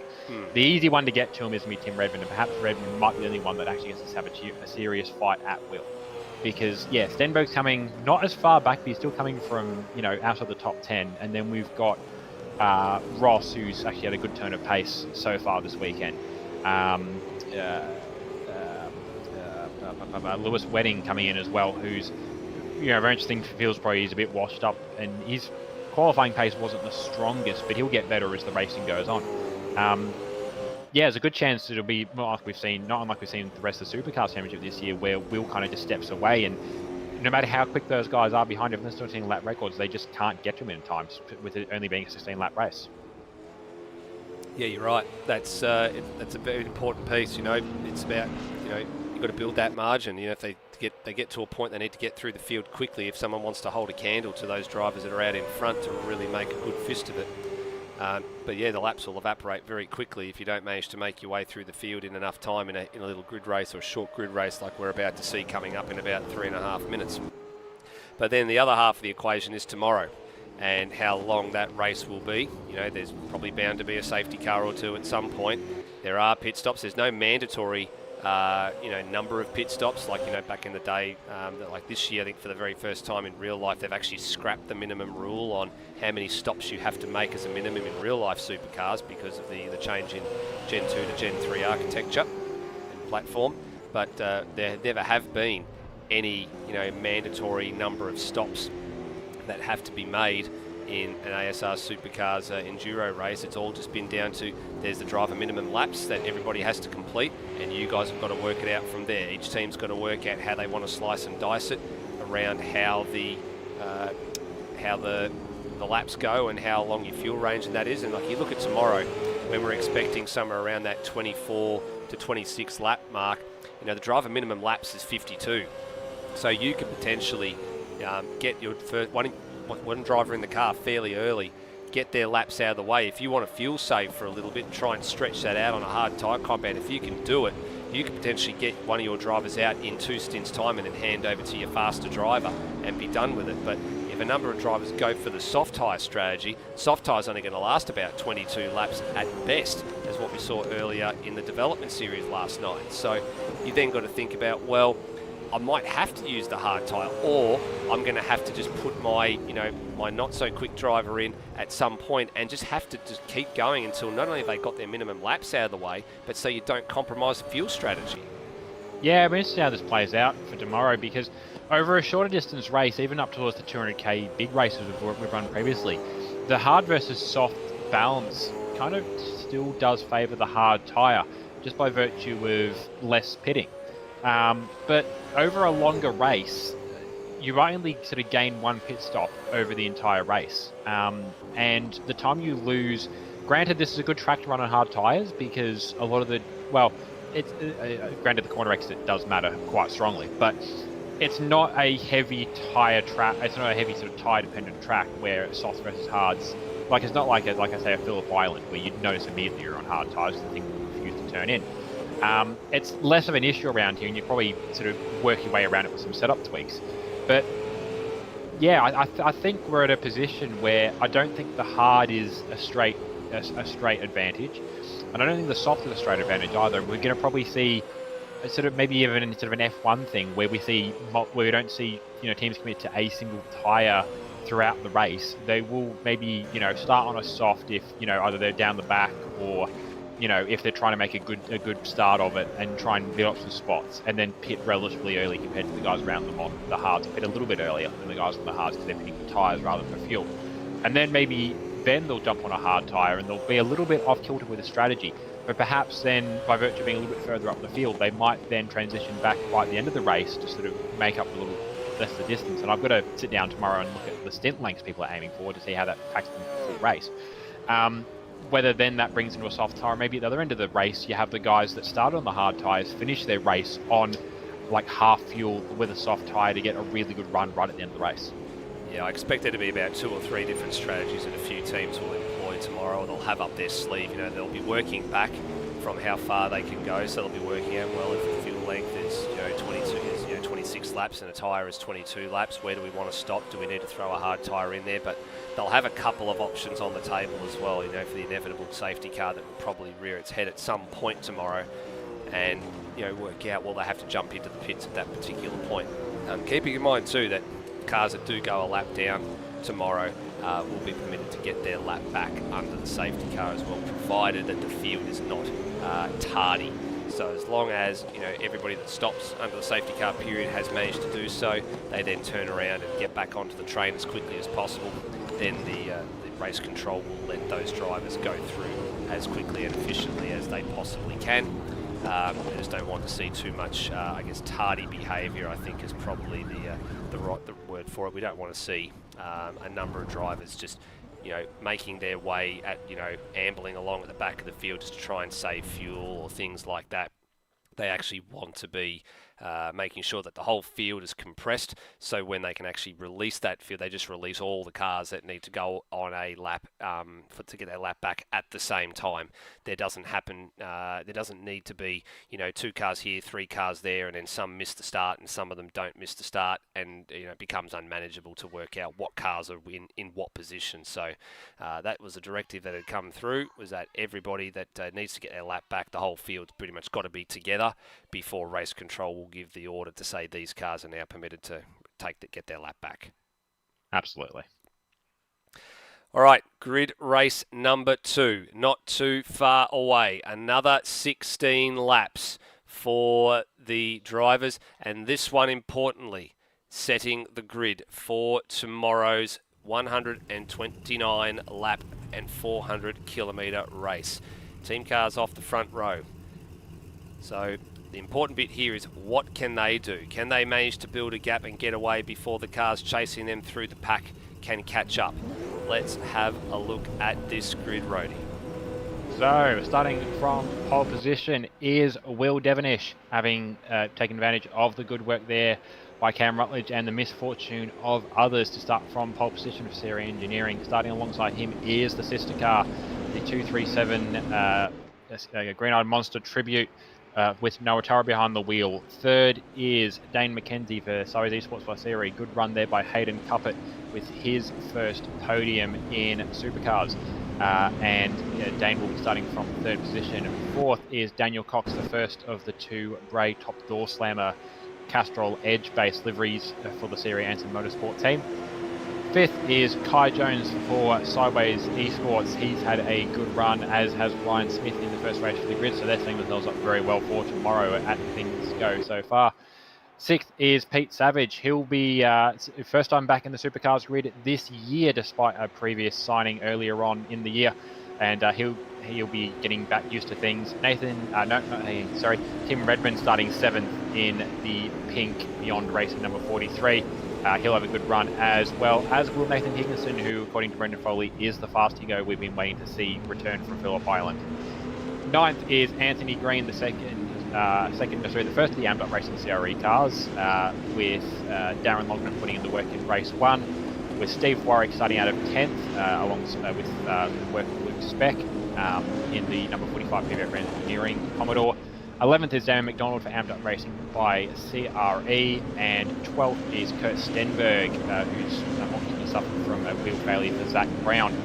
13th is Jesse Bennett, thanks to the DNF for Angus Brown in the first race, and then the guys who didn't start race 1. Brendan Ross for the Real Hot Pixel Racing team, Brendan Foley from PVF Engineering in the Winfield Tribute, Leonard Grossel for PBF Hero and Rensport in the Foxtail Manta N24 base livery. Lewis Wedding starting from, it looks like pit lane in P17 for Real Olympics Racing Team, and Brandon Dostal, the second of the Serie Anti Motorsport cars. I will quickly throw in as well the 2 Pixel cars based on the 2001 HRT livery. There you go. So we just got some word through. It looks like Lewis Wedding missed the start and missed when the servicing is going to happen. So that's unfortunate for him. He will start from pit lane. He is off to the left-hand side screen, and away we go. They didn't hold them for very long for this second grid race of the Sandown qualifying. An even start from the front two, but then Mackenzie looking to stick his nose in there. And there goes Noah Turra. He's already gone off. Was there contact between the Sideways Esport Holden and the CRE Engineering Mustang? But whatever the case, Mackenzie goes through to the lead of the race. And we're going to have to go back probably and take a bit of a look at that one, Brady, because that to me was completely unexpected. Oh, there's a bonnet on flying. As well. Steve Warwick around in the background as well. I think he got his assistance to get there. Yep, so he's got to get a wriggle on here and do a full loop. No bonnet there on number 45 as he gets going. So let's have a look at what happened to Steve Warwick, because Turra was out wide to begin with. Let's actually just look at this again at a bit of an objectively, a bit of a level here. So Turra was out there on his own trying to feed back in and rejoin. So he came on at the back of the group. Warwick was in the middle of the pack here. Stenberg up the inside, a little bit of side-to-side contact, that's okay.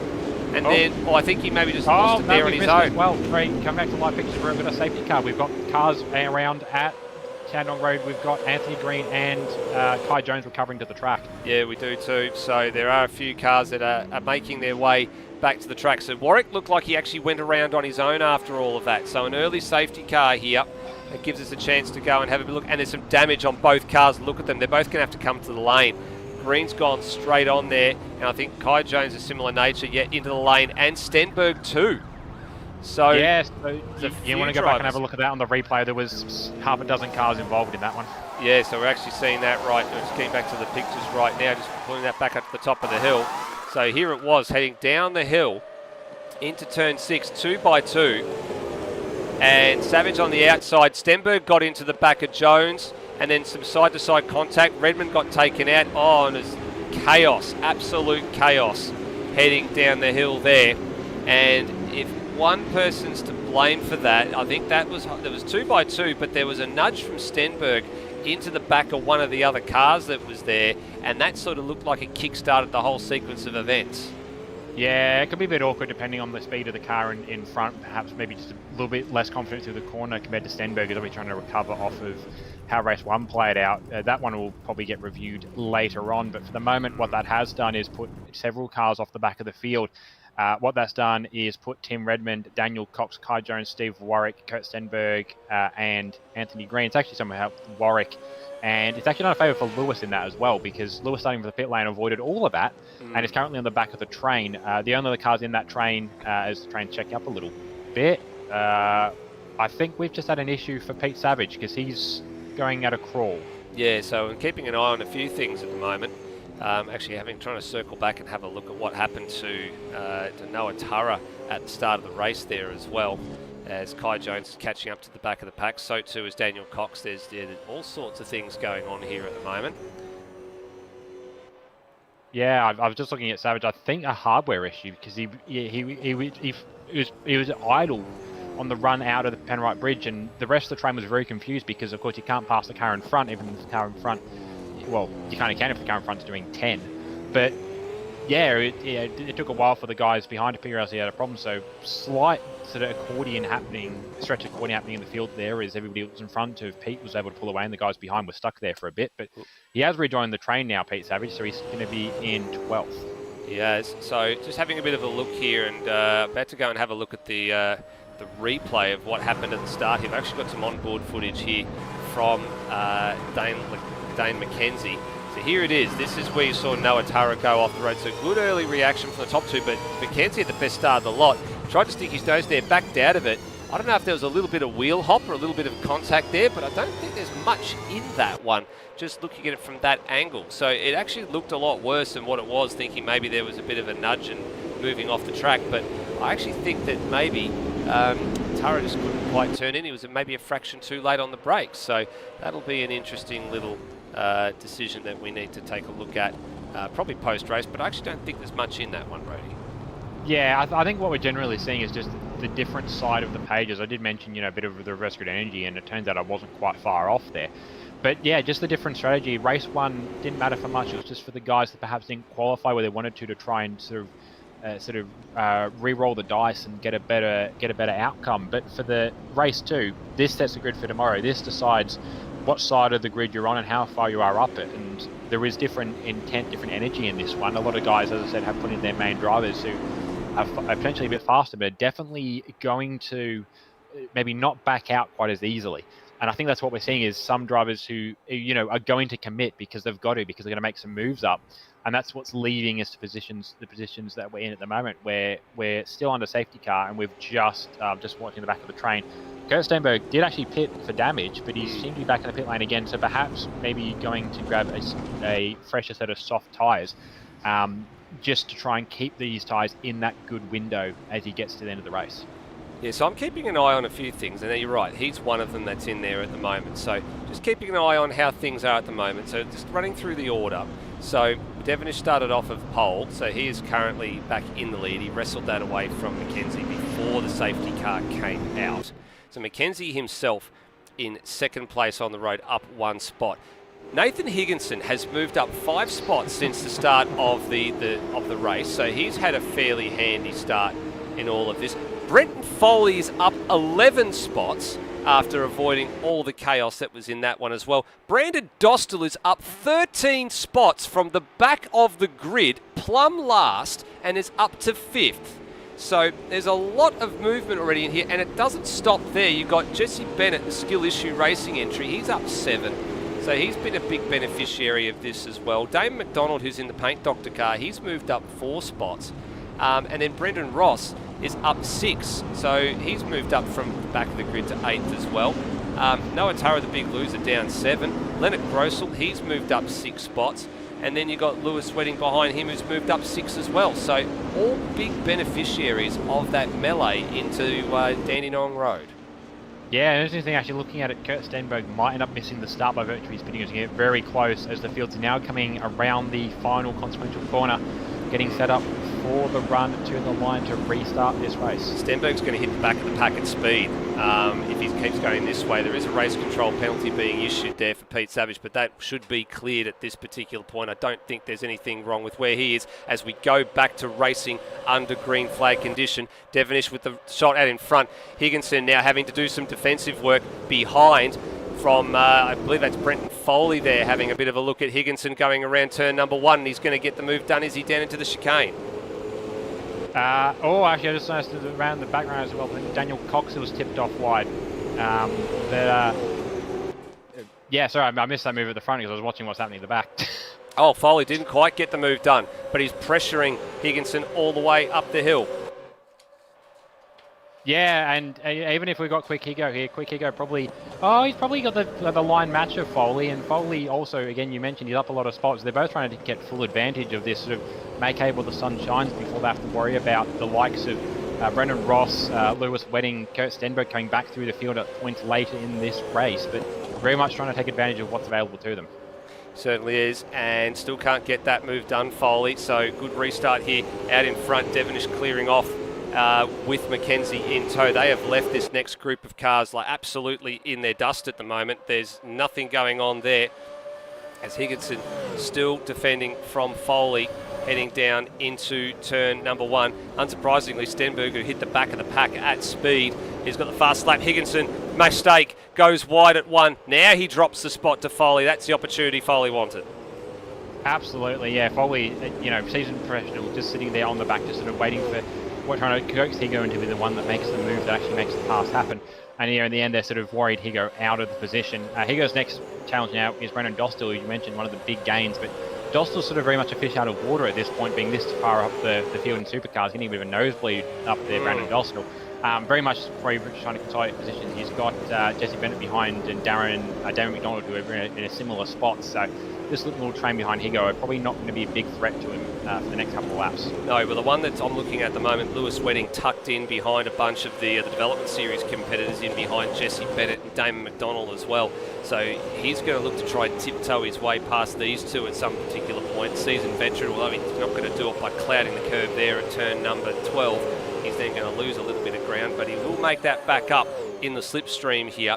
And he's got a very, very angry Noah Turra locked in behind him as well, who's looking for a move.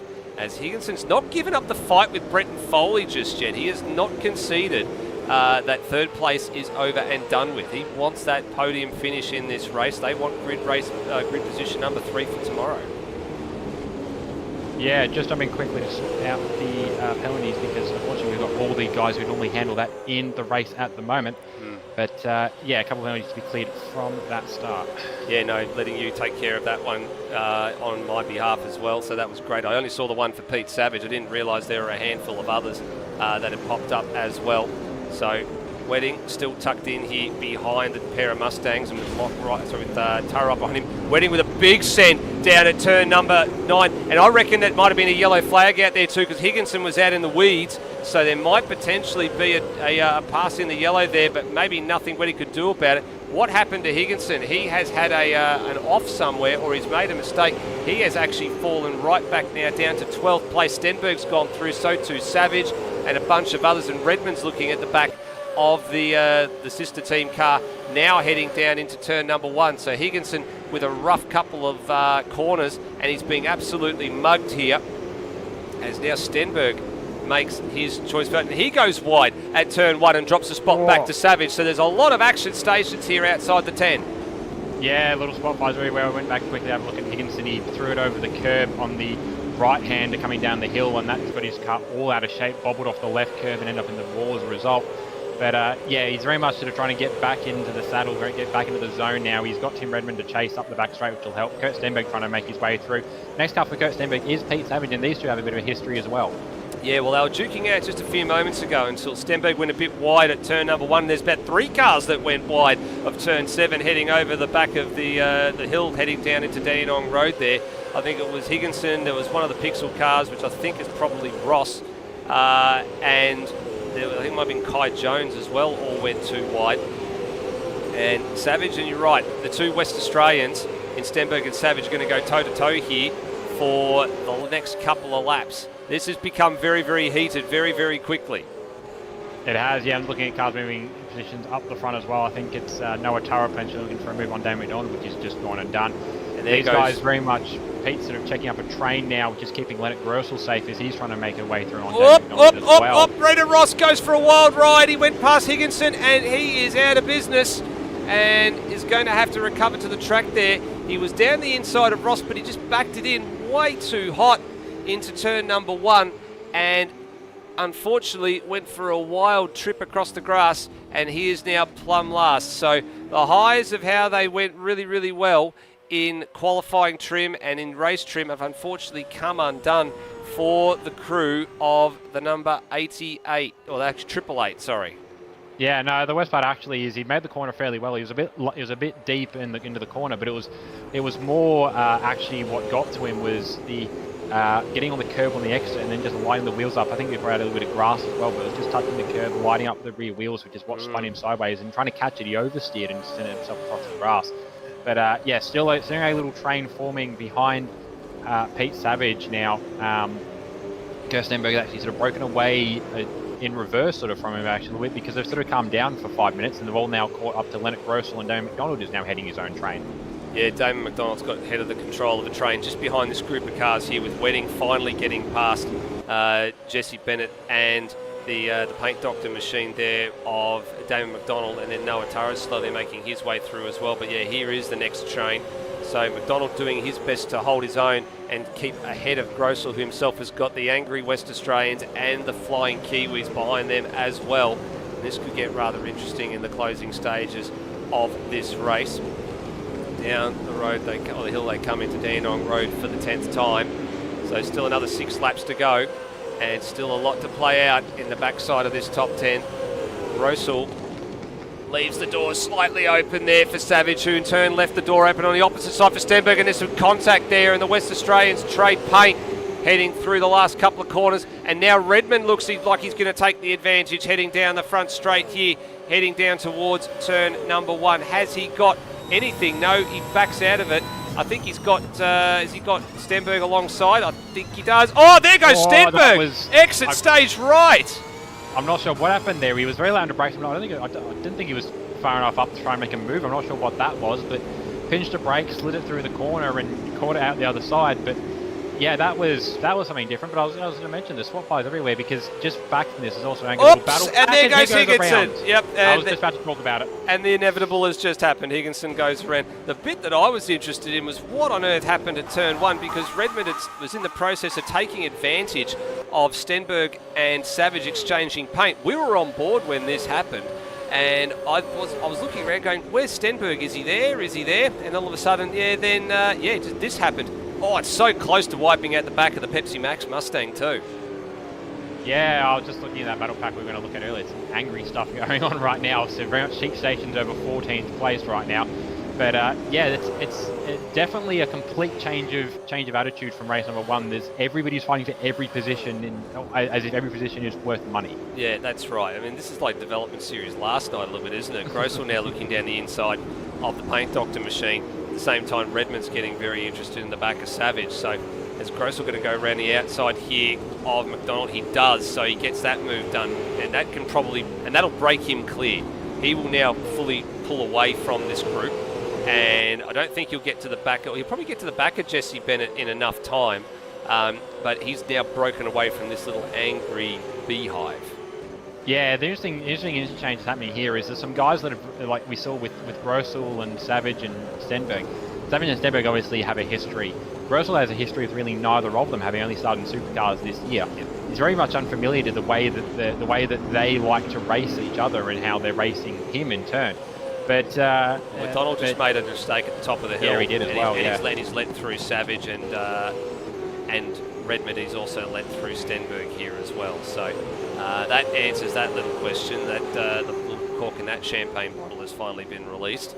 But I think there's still some more bubblies to come out of the bottle between now and the end of this race. 4 to go. Yeah. Something we missed at the end of that as well, actually, Kai Jones out of it as well, which is very much the second race and not playing as well as the first, but they had a really strong Saturday outside of that. So yeah.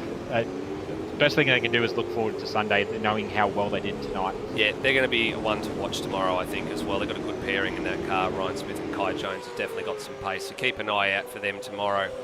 There's still plenty to unfold there.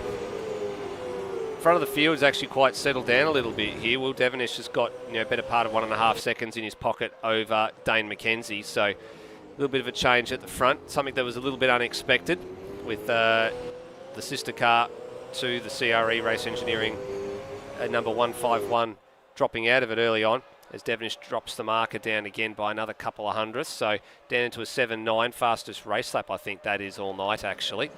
Yep. But an interesting part with this, obviously the lead train, the top two, but Foley still hung on to third, which Foley's of pace. He was definitely listed in the promotions as one to watch out for, the 074. But even probably this is a bit of a surprise for him. But the other surprise is that Brandon Dostal is still holding on to 4th place in all this. Yeah, I tell you what, and that is something that's a big news story out of all of this. Brandon Dostal and Ben Hall. Will Ben Hall be fit to race tomorrow? And that's the big question. We don't know the ins and outs and the particulars of what's happened in that particular circumstance, but we definitely want to see what he can do over the course of the next handful of nights. Over the next couple of hours, rather, I should say, if he will be fit to go. Yeah, so there's on screen. Yeah, so this is the potential then that perhaps we see Matt Cecil popping in, which would be interesting because two drivers that did very well in Dev Series on Friday night, sort of coming out of their shell, going back into a pace window. They could very much be, not that Ben isn't, but they could very much also be a bit of a wild card threat come tomorrow as well. Well, Wedding started to gain on this group, these two cars as well. And he's only got 2 more laps left to go. And likewise, Noah Tara. Having a look at the lap times at the moment, last time around. So Foley a 9.1, Dostal was an 8.9, Wedding was an 8.6, and Tara was an 8.5. So this might come together in the next closing few moments or so as Dostal makes a little bit of an error late in the piece here, and that will put Wedding within striking distance. Will Dostal be a bit of a cork in the bottle for Wedding, and that will give Foley then the opportunity to secure P3 for tomorrow? There's another angry fight developing back there as well. I just saw Jesse Bennett's got in the skill issue racing Mustangs got his hands full with Grossel and Savage. Oh, yeah, there's going to be tears here. Quite possibly this will be a bit of try-by-fire for Jesse, only just making up to the Super 2 ranks, going against somebody who's just promoted to the Supercars ranks this year and somebody who's been Supercars for a few years' time. Grossel and Savage are able to lean on each other, and this is interesting. As I said, they haven't raced each other before, so they don't quite know how to handle each other as to, can I get away with being a bit rough? Can I get away with maybe not being? We know Pete definitely is spread elbows up, and Grossel's got more of the club race attitude. If something happens, he's more than happy to, shake hands and deal with it over a beer rather than sort of go to the stewards room about it. So a bit more of a gentleman racer aspect to Grossel, but at the same time, he's got the pace and he's kept his elbows up. But three-way fight with Kurt Stenberg. Three-way fight happening for turn number one. Wedding was all over the back of Dostal, and he committed super hard to turn number one to try and make the pass at the same time that Tara was trying to get past him, and the upshot of that was Wedding lost both the spots. He didn't make the pass on Dostal, but he also lost the one to Noah Tara as well. So I was about to say this was going to bubble up to a point at the end of that one, and just in the back of shot there, you can see that Pete Savage has managed to just get past Jesse Bennett as well, and now Bennett's got his hands full with Grossel, Stenberg, and I think who's at the back, Tim Redmond in there as well. Yeah, it's still going on. We're on the last lap, which we missed entirely in all the racing we've been watching. But yeah, it's last lap stuff now. Tim Redmond leaning on Leonard Grossel leaning on him back. That was very willing stuff, and Redmond's locked the rears up trying to get through the corner. He certainly has. And there goes Stenberg. He's gone for a wild ride too. So that'll settle that argument. We just caught Will Devenish going across the line for P1, Mackenzie for P2, and then you had Foley for P3. So Dostal ends up fourth after all of that. And Wedding looks like he's been adjudged to be ahead of Noah Tara right at the death there. In fact, the margin 0.016 of a second. So that was a late charge for Wedding just to manage to get position 5 off of Noah Tara. Yeah, there wasn't much in it between them at the end. Pete Savage ended up going home in 7th with Jesse Bennett surviving to 8th, so that'll be a good setup for him and Angus Brown tomorrow. Kurt Stenberg 9th, decent recovery, maybe not quite what we expected, probably not quite what he expected, but safety car and the damage certainly curtailed his run through the field. Tim Redmond coming over the top 10 in the end, actually losing a few spots by virtue of the chaos, but still in a good position for him and Pete Thrower tomorrow. Leonard Grossel up a few spots starting off the back to start 11th. That'll be a good spot for him and Stuart McNichol for tomorrow. Dan McDonald ending up 12th. He set himself up well as well. Anthony Green in 13th, a few spots down, but still running fairly well. Daniel Cox home in 14th position. I think he had a couple off there as well. Well, he was caught up. I think, in the turn 1 melee. I think as well, or the turn 6 melee. Yeah, that too. 15th in the end was Brandon Ross. That's probably not what they had in mind for him and Luke Rosello. So they're going to be coming through the field as well. Nathan Higginson actually did make it to the end, but sorry, he's already straight to pit lane, so probably not too enthused with how that race went out. He started off well. He just sort of got worried out of a few positions and into a few mistakes there. And the two DNFs, Steve Warwick, who I did actually just catch in the back end of that race, a little bit of a spin at Dandenong Road into the tyre barrier, into the wall on the inside, and probably the engine went. And Kai Jones, who was out a few laps earlier, so they will be starting 17th and 18th for the main race tomorrow. They certainly will. Well, what a chaotic second race. I think that's the thing I take out of that, Rhodey. The first grid race was very tame by all intensive things, and then the second one, well, it was on. It was on like Donkey Kong. I think that's the only way you can really describe it. It was absolutely nuts to butts, action everywhere you look at it, and I don't know what to make of it. That's the bit that I don't understand, is that drivers that kept their nose clean were rewarded, and drivers that didn't keep their nose clean were punished. It was funny the way the race went. As I said, definitely a bit of the reverse grid, random grid energy, and just a big change from a race that had relatively little consequence to a race that apparently had quite a lot of consequence. And also the change of putting in a lot of the, as I said, a lot of sort of the B drivers running in race number 1 compared to some of the quicker A drivers who come up in race 2. And as we mentioned, the bigger pace, but also the more willingness to commit to moves and hold on where, perhaps a slower driver might be a bit more conservative. That's right. Well, we're going to grab our top 3 teams after all that dust has finally settled, and we're going to have a quick little chat and just have a little qualifying recap here. So actually, this is something a little bit different. Normally, we don't do this. We normally just bring up some drivers after the end of the racing. But after a night like tonight, I think some of these drivers in here have definitely earned having a chance to have a little bit of a chat. So, Rhodey, this one's over to you. And where would you like to start? All right, we're going to see who we've ended up with and all that as we've ended up with our top 3. So we have ended up with our top 3. Yeah, we have ended up with the top 3 teams. So we've got teams and 1 in that it's just Foley out there setting up for Phil Boak tomorrow. But yeah, we actually might go in reverse order there. So Foley, it is just yourself running tonight. Given that Boak is unable to make it tonight, I suppose you didn't necessarily plan on starting and ending up in a position where you'd be starting the main race from the top 2 rows. No, definitely not expected at all. And I don't think Phil Phil will believe me when I message him because he's out tonight and say that we're starting 3rd. But no, it was a lot of fun. Car was it was in a really, really good groove, so it's actually very easy to drive. Didn't have the pace of the first 2, but we should be looking all right for tomorrow. Absolutely, and yeah, a good run set up for you guys. You're in for what is going to be your probably your 4th or 5th Enduro Cup campaign over the years of it being a Supercars feature and it being a standalone. First time back to a 3-car lineup for PBF in a few years in the Enduros. What's the thoughts going into it? Oh, it's really nice just having a big team around us, which obviously you keep us all in check, which is really helpful as well. But yeah, just being able to bounce ideas setup wise off each other and just the little things of knowing what's happening throughout the grid is really handy as well. So when you come around a turn, you know what to expect and things like that. But very much enjoying having a bit of a larger team than normal. Absolutely. Well, you and Phil Boak will be starting from 3rd position for tomorrow's race. Good luck tomorrow, Foley, and we'll catch you again. Well, we will catch you again tomorrow. Have a good night. Thanks very much. Looking forward to it. All righty. Starting from 2nd for tomorrow's race, a bit of a surprise package in the end, but Hayden Cuppett and Dane McKenzie, I'm getting there. Same for you guys. Bit of a surprise package in the end, I think. I'll let you take this one, Dane. Yeah. I haven't planned for this. Yeah, I suppose you can put it that way. All right. Well, big answers, but yeah, sort of, the way that you see the Enduro, the Supercars campaign has gone for you this year, generally, Dane. It's not been the most stable footing, but yeah, to come into the night and to qualify for yourself to put the car into 4th and then to turn around and have Hayden, who very much a Super 2 driver, probably not expected to do very well, to come out 3rd in that first race. It must have felt pretty good. Yeah, I was saying to him the whole night that I reckon he could do it, and that he kept knocking himself before the race, and he pulled it off.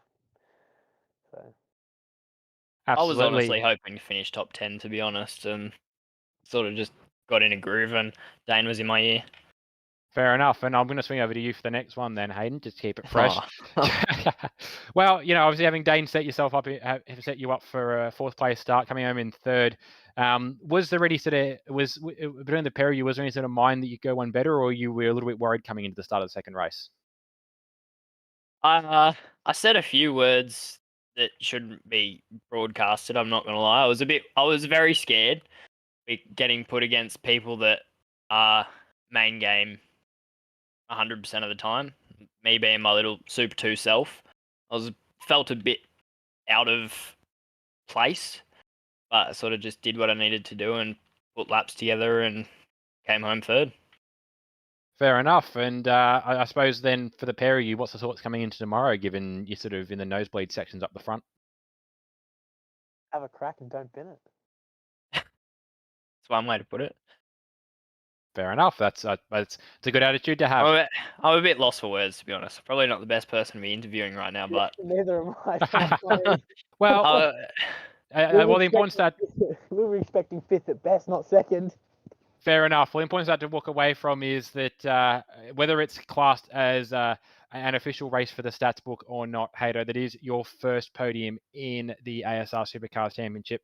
My first podium in ASR. I haven't even got one in Dev Series. So yeah, it's a weird stat where you've got one in Supercars before you get one in Dev Series. It's funny how those things play out. But good luck tomorrow for the pair of you, and yeah, have a good night, fellas. Thank you. And finally, moving across to the 151, running the Moffat tribute for this weekend. First of all, fellas, why the Moffat tribute? I'll handball that off to Tim. Okay, he was the one that painted it.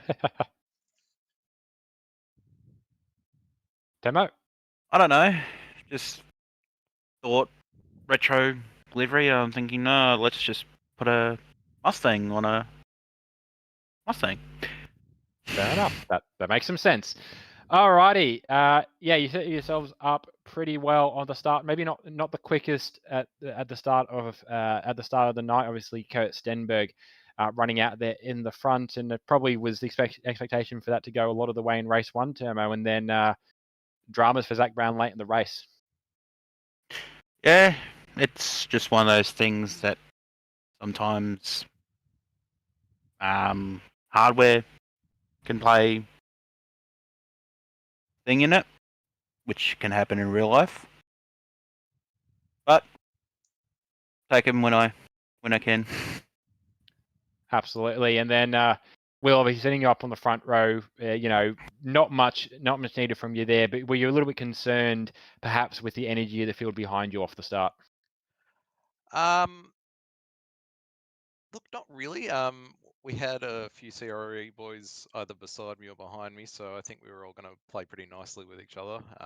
Unfortunately, Noah locked up a break and went off that turn one. But yeah, had Dane up my chuff. But yeah, anyone that's friends with Dane, he's actually a decent driver. So he wasn't going to pump me off or anything. So yeah, we just.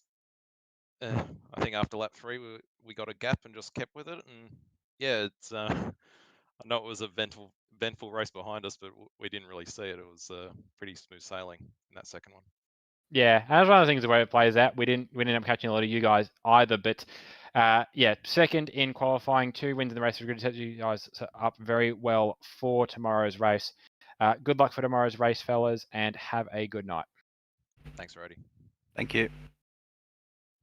And that has been our, I wasn't our podium sitters, but we're not podium sitters. That's our top 3 for the grid for tomorrow. Yep, that is our top 3 for the grid for tomorrow, and I'm sure there'll be a few drivers that need to take a look at a couple of things and probably have a few little things in the stewards' rooms overnight that need to be looked at, so we'll wait to see if there's any results of things in the next few handful of hours or so. But aside from that, you're right, that's it. For us, the attention now turns to 1 p.m. Melbourne time tomorrow when we bring you the broadcast of the Sandown 400. So until then, everybody, have a good night. Please drive safely, and we'll see you tomorrow. Bye for now.